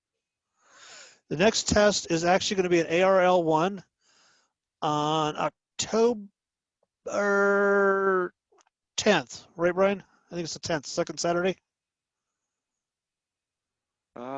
Yeah, let me look at that up real quick. Oh yeah. I think it's on the calendar. Yeah, it should be on the calendar on the website.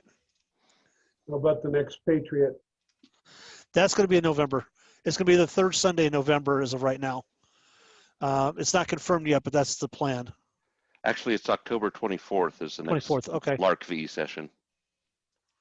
Oh, it's the 4th Saturday of every month. That's right.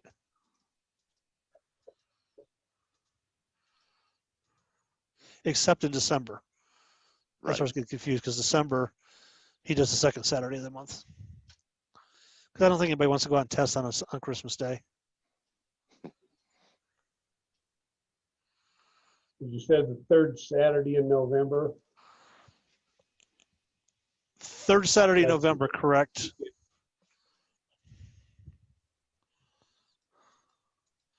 Third Is Sunday, that- sorry, third Sunday, the 15th, In November. correct.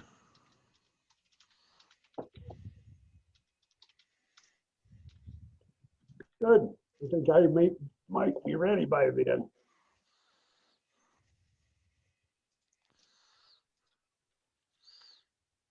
All right, anybody got anything else?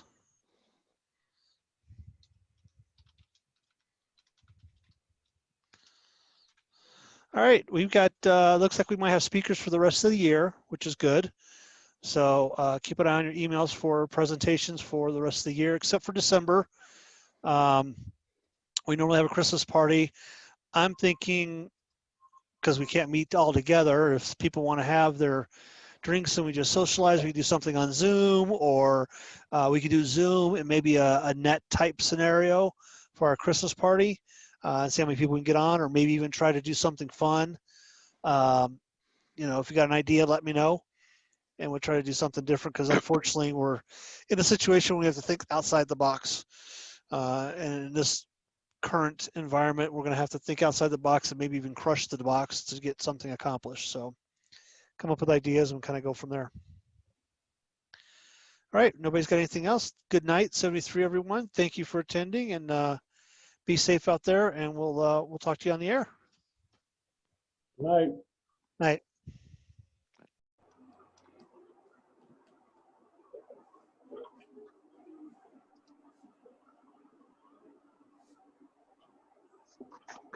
Okay. Good evening, everyone.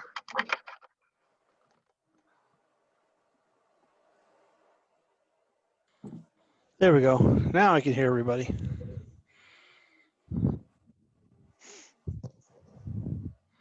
How's everybody doing this evening?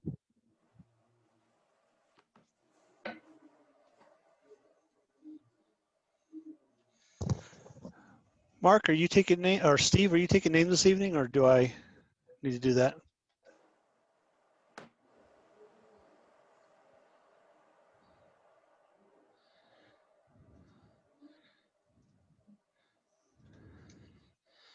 Hey, Steve.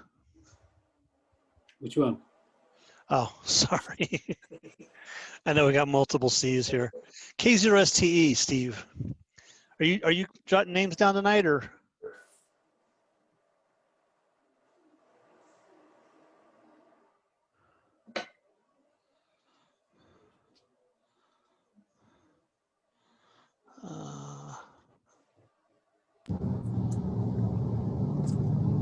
Yeah, I won't be able to do it. This is Mark, Chuck. Yeah, no, it's either gonna be me or Steve. Yeah, I'm just still on the road, watching them scrape up motorcycle bits off of the highway. Ouch. Is it just bits of motorcycle, or was there other pieces with it?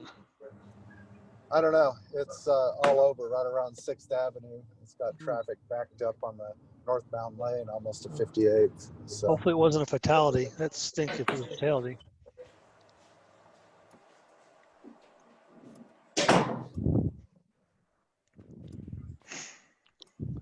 I'm going to go ahead and mute and pay attention to driving. Okay.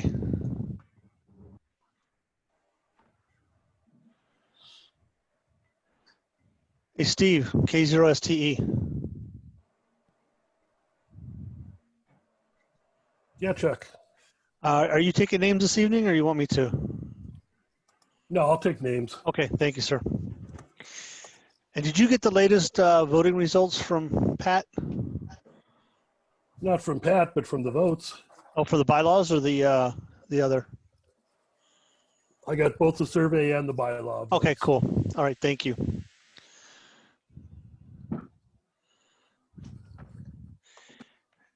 And if you do not have a call sign next to your name, if you right-click on the three little buttons, there's an option to rename. If you could add your call sign, that would be appreciated.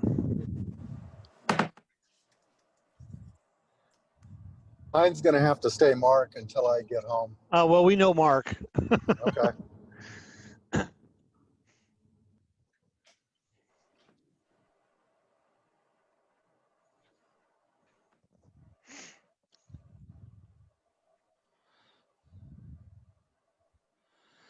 So how's everybody doing this evening?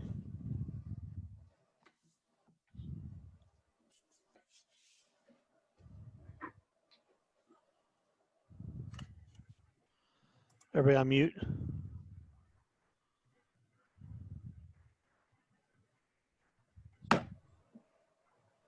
Yeah, I'm still trying to get this camera working. Okay.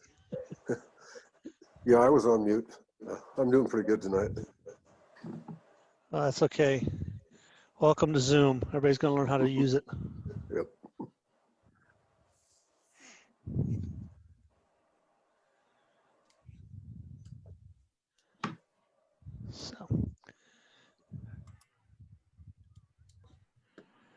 So anything new and exciting from anybody?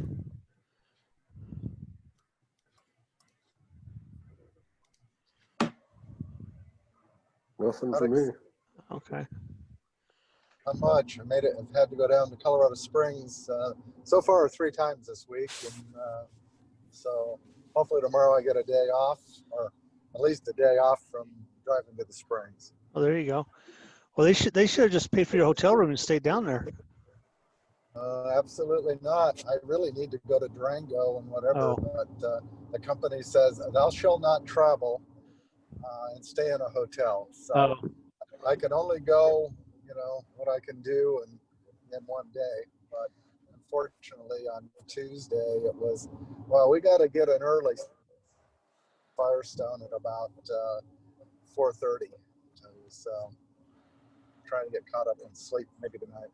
Okay. Well, good luck with that.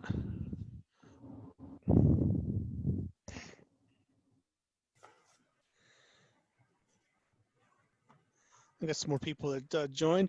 I would ask that if you do not have your call sign next to your name, if you could right click, there's 3 little buttons next to your name. If you could put your call sign in there, that'd make it a little bit easier for Steve to take names. And there's our speaker this evening, Mr. Ryan. Good evening, sir.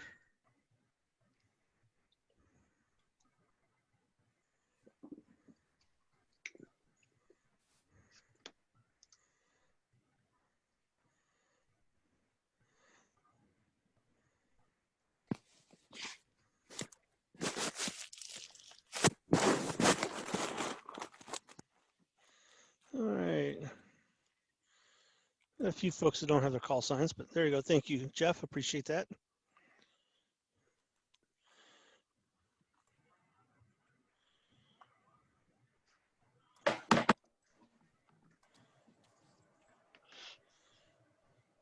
And look, oh, there's Jeff. My screen changed on me. I've got the view, so I'm seeing everybody's pictures and everything. So.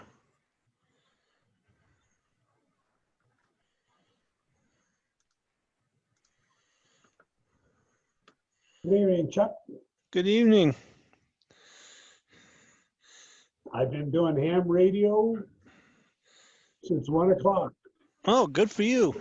And I've had a guest for the last 2 days.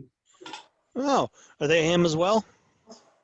No, he's not here. He had to go home. He lives down in Wheat Ridge. Oh, is he a ham though, or? Yeah. Oh, good. For 2 years. Good. And he knows how to turn his radio on. So I've known him for almost 25 years.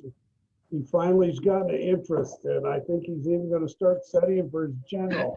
Oh, good.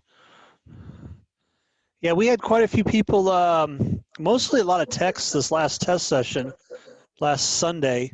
We had one youngster, I think he was probably only, 12, I think, maybe 11 or 12, passed his general. Took them both the same day and passed them. So there's a lot of new hams out there, and they got their call signs on Monday because it was through the LARC VEC, the Patriot VE group. And because they do it all electronic, they get their call signs pretty quick. So everybody on Monday had their new call signs. And Dick, did you get my email I sent you? I did. And okay. The gentleman I was wanting to come refused. Okay.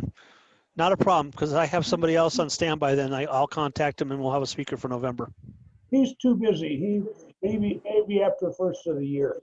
Well, if he wants to do it the first of the year, I've got March till November open. Okay, I'll let him know. I understand he's awfully busy. Okay, but I appreciate you trying to get somebody for the club. Thank you very much for that. Lots of people showing up. That's good. And if hopefully everybody got the email about the splatters now out, so check out the newsletter and see what's going on new and some of the stuff we're trying to work on.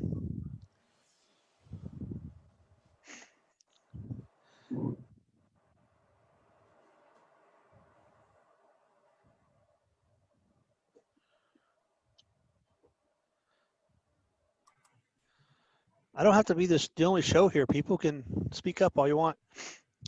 This is a free-for-all at the beginning here, so.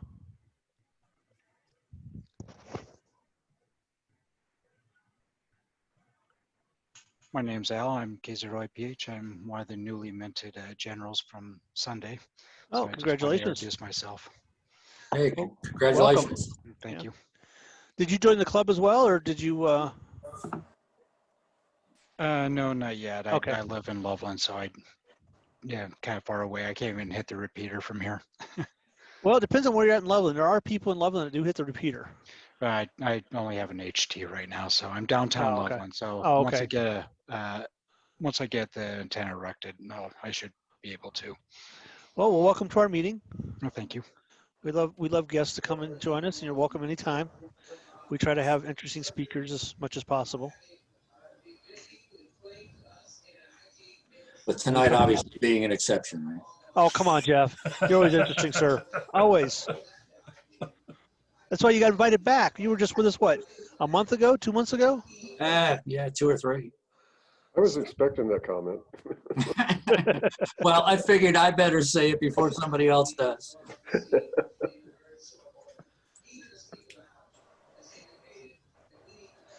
So wait for more members. Let's see how many people we get on, and then about 1 minute after 7, we'll go ahead and start the meeting, and then we got our elections for the night. So we'll find out if anybody would like to throw their hat in the ring, or everybody's comfortable with our current nominees.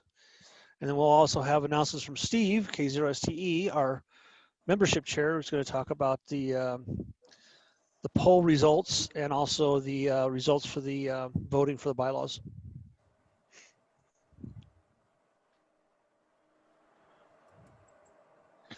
And Steve, I did make you a co-host, so you have control, sir. Yep, whenever it's time. Yep, but you do have the power to take over, so just want to let you know. This is John, KF0RQ. Yeah, John. And I actually since we're just sitting here waiting, I have an ALS 500 mobile solid state amplifier I'm not doing mobile anymore. And I guess they sell them for about $1,000, and I want to sell for $750. And if you want to run it for a home station, you could just have a battery and a little charger or whatever. So it's an ALS 500 Amatron 500 watt mobile linear. Okay. Do you have access to the BBS, John? You're a member, correct? I remember, yeah, I haven't put it there yet, but I thought I'd just throw it out here in case anybody's looking for something. Well, no, thank you. No, by all means, that's what this is for socializing, throwing stuff out there. But I also recommend putting on the BBS as well. You'll get a lot more contacts and things like that. Hey, Brian, you gonna ride Saturday?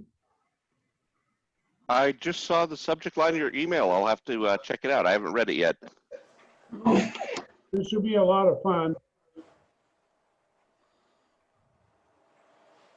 Yeah, he's talking about, he's a member of the, I forget what the name of the club is, but it's a Miata club.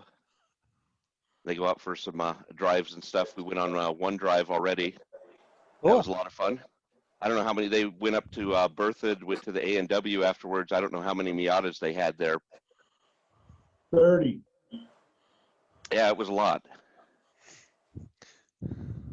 I just go to A&W. I don't want to look at the Miatas. I just look at A&W. There's nothing better than a good Coney dog. Sunday's drive, we had 24. Miatas with mostly single drivers, but a few of the wives and a couple of ladies drove their Miatas along. So it was a good drive. Everybody was safe. Weather was perfect. Yeah, I don't think Julia let me take hers. She tries to keep me out of the driver's seat of that, but maybe I can talk her out of it.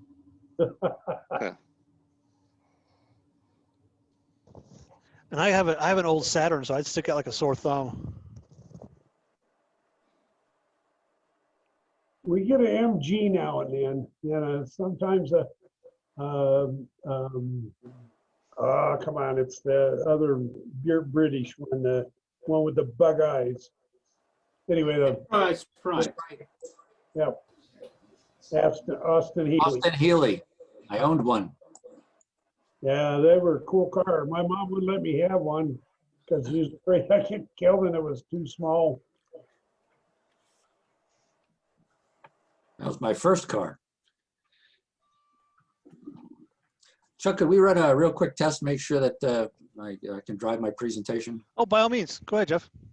All right, I'll try to share my screen. And Oh, actually, I think I might have to make you a co-host as well, or a presenter. At least a presenter. Yeah, I'll make you a co-host as well. There you are. All right. Now you should be able to present. What happens If when not, let me know. Yep, I'm seeing your screen. Okay. That's good. Yep. This is good. We see it. Let me make sure I can Looks good. advance it. There we go. Yep. Yep. All There you right. Excellent. All right. Thanks. Cool. Yeah, you're very welcome. That's why we do this, you know, take care of the technical stuff and shoot the breeze a little right at you and see if anybody needs anything or get some feedback, things like that. Well, we need to start a pool. We need to say who's going to be allowed to have the first swap fest. Well, I just read an email today from Northern Colorado Amateur Radio Club. They're postponing theirs for January. Yeah, and ours for Rocky Mountain Ham, ours is in February, and we're already pretty sure that's not going to happen. Ours is until April, so we're still kind of Right. We haven't really talked about it. You're on the bubble. Yeah. Because I know the company that I'm contracting for, they're not going to have the majority of the people come back until April. They've already announced that. So there's like anywhere between 7 to 10 people in a day, and that's all it's there. Well, I got some interesting news today. The facility where we were going to hold the division convention, CU South Denver. I don't know if people are familiar with it. It used to be called the Wildlife Experience, and it still kind of was. I got an email today that says CU is selling it. Really? Yeah, they couldn't make any money off of it or something. I'm not sure what it was, but they're moving on. Well, I guess if you don't make money, you got to get rid of it. Somebody will probably buy it. Well, you know, it's still the Wildlife Experience. The museum part was still there. The theater's still there. So I figure somebody ought to be able to make a buck. Maybe not today, but. No, definitely not today. That's a shame. It is. Well, we'll see what happens after the first of the year. I mean, I'm pretty much that's why this is all going to be virtual till at least the end of the year and probably even a couple months into just till we know, you know, until they lift the restrictions. And then even then, who knows what they're going to do. They say, okay, no more than 30 people can meet in one place and you all have to wear masks or, you know, whatever the, you know, state government decides to do. Yep. But the good thing is maybe there'll be less flu this year because everybody's wearing masks. That's what I'm hearing from some of the medical doctors that I train with. They're saying that colds and flus and everything else is going down because of the mask.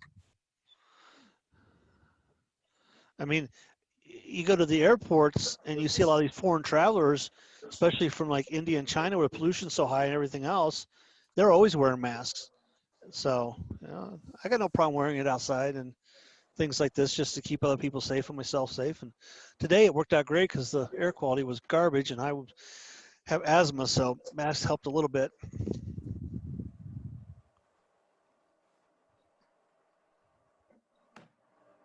All right. Thank you, everyone. Again, if you do not have your call sign next to your name, with the exception of Mark, who's on the road, If you could, well, Chuck got his. Put your call sign next to your name, and that'll make it a little bit easier for Steve to take attendance for this evening's meeting, since our regular secretary is not here this evening. He's out in Yellowstone. It's funny you say that and you don't have your call sign in there. My call sign's not in there? No, sir. Oh, I thought mine was in there. Well, thanks for keeping me honest. I mean, hey. Oh, I don't have it. Wow, okay. My bad.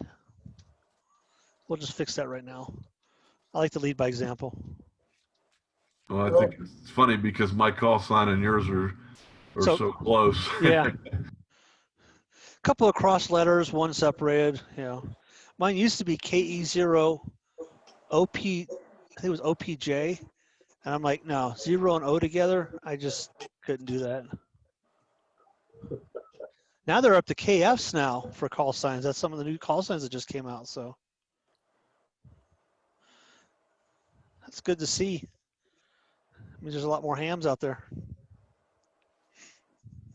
Well, for me, having been a net control station for Tuesday night, I'm enjoying seeing faces of people on here now that have checked in for Tuesday net, and a number of you that I've heard on Thursday night. I get to see faces for a change.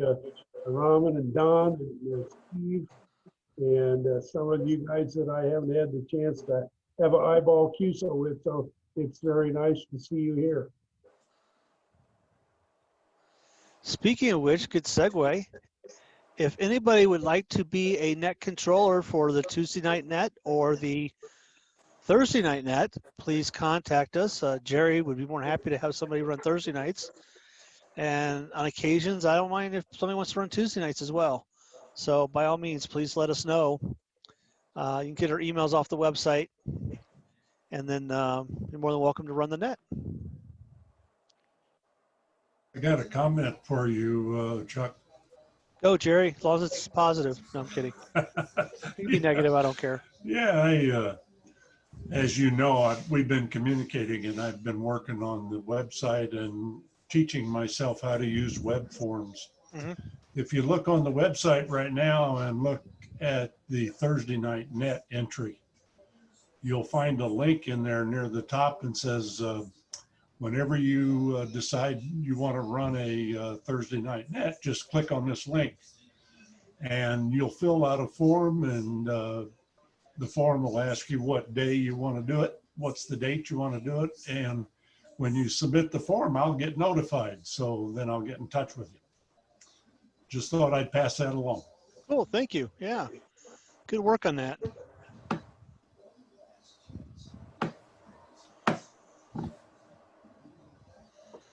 Good work on that. I like to see our website getting more and more activity on it and things happening with it. Yeah, that was a little bit of a learning curve. It wasn't too bad.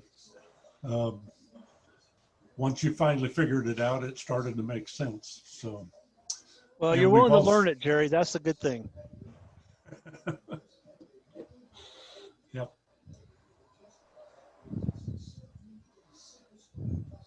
So you can teach Elmer's new tricks. I hope so. I volunteered to help a guy that he's been a hammer for some odd years, 30 years, but he never been on. And I got in touch with him through contact I had on 17 meters. He's in Boulder, and I just got an email from him today, and he's wanting help and protocol and those kinds of things. The electronics was no sweat. He got his extra class AE0KJ, but he's already gotten his initials as his vanity call. Cool. KE0C. I can't remember the rest, but anyway, he and I are going to get together. I'm going to try to help him along, and hopefully we can have him as a new member to LARC too. He lives over in Boulder. Yeah, the more the merrier.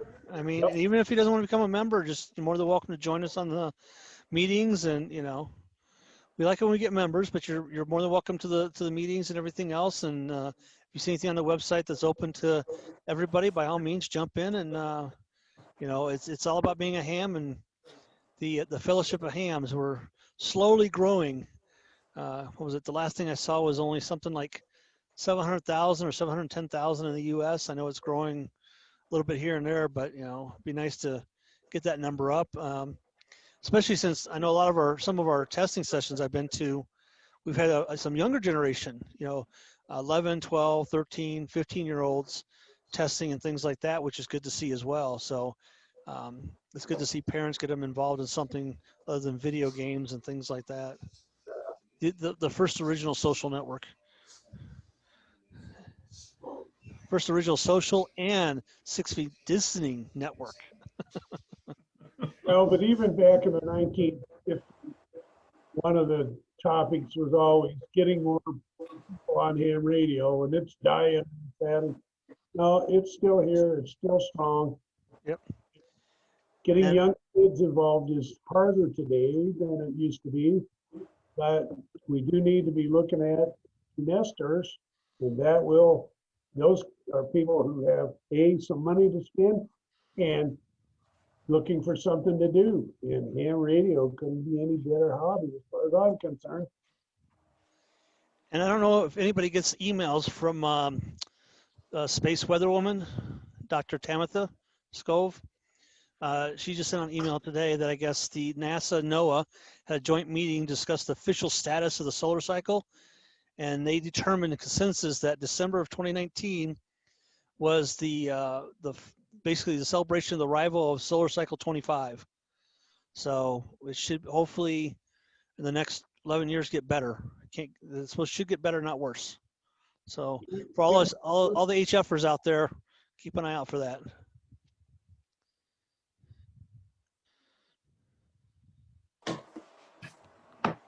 Actually, I should say for all hams, because that helps UHF and VHF as well for doing some DXing over, you know, more than 30, 40 miles, depending on your antenna and your wattage. 6 meters has been totally dead. Has it? You can talk across town if you're running 1.5 gallons, but when it opens up, you only need 5 watts and you work the world. There you go. Yep. I got my 6 meter antenna up, and my other antennas that I'm playing with, and my better than ask for forgiveness and permission antennas that I have.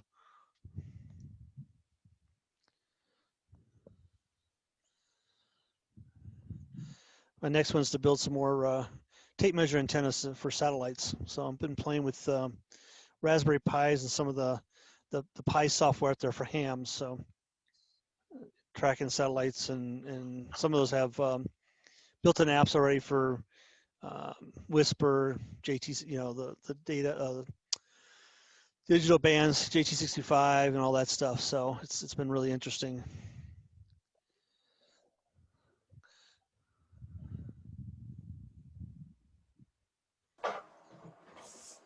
All right, about another 4 minutes, and we'll get started.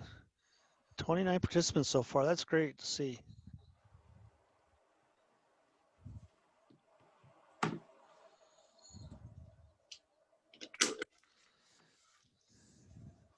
Again, welcome everyone. In case you don't know me, as of tonight, until we have elections, I'm still currently the board president for the Longmont Amateur Radio Club.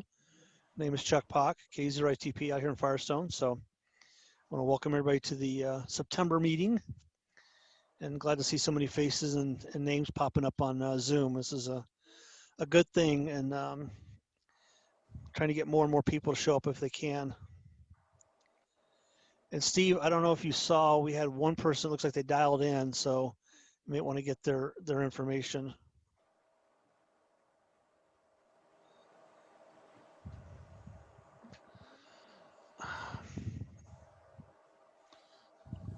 The dial-in is November 0, Romeo, Quebec, Victor. I'm also by video. Oh, okay. I just saw dial in there, so.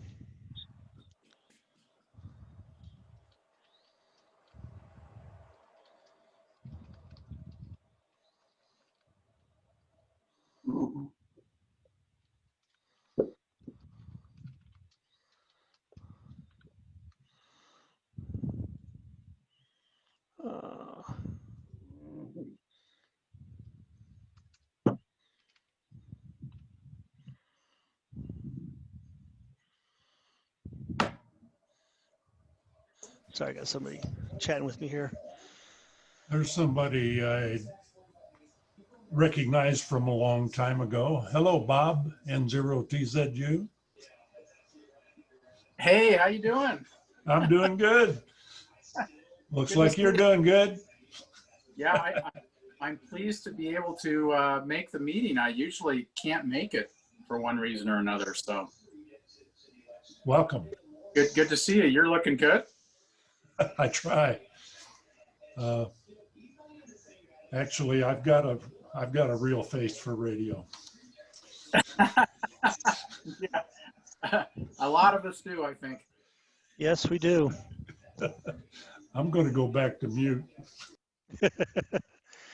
I actually had an 8th grade choir teacher tell me that I wanted to sing a solo, and she goes, "No, you're going to sing an ensemble, and you're going to sing solo. Nobody can hear you." So, at least in ham radio, people aren't finicky, and I don't sing on the radio, so we're good to go.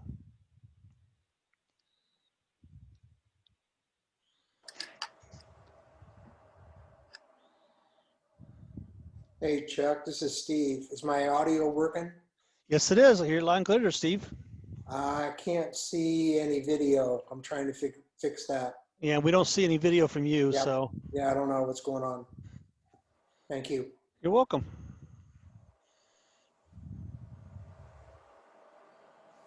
Try left clicking, and you might have to hit start audio. If you joined from the link, it might not have started. I mean, it might not have started your video. Thanks, Chuck. That's why we get a little bit early, just to have all the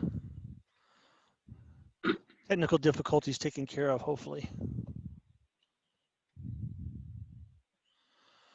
All right. I got Steve checking something for me really quick, but so far we got 29 people on.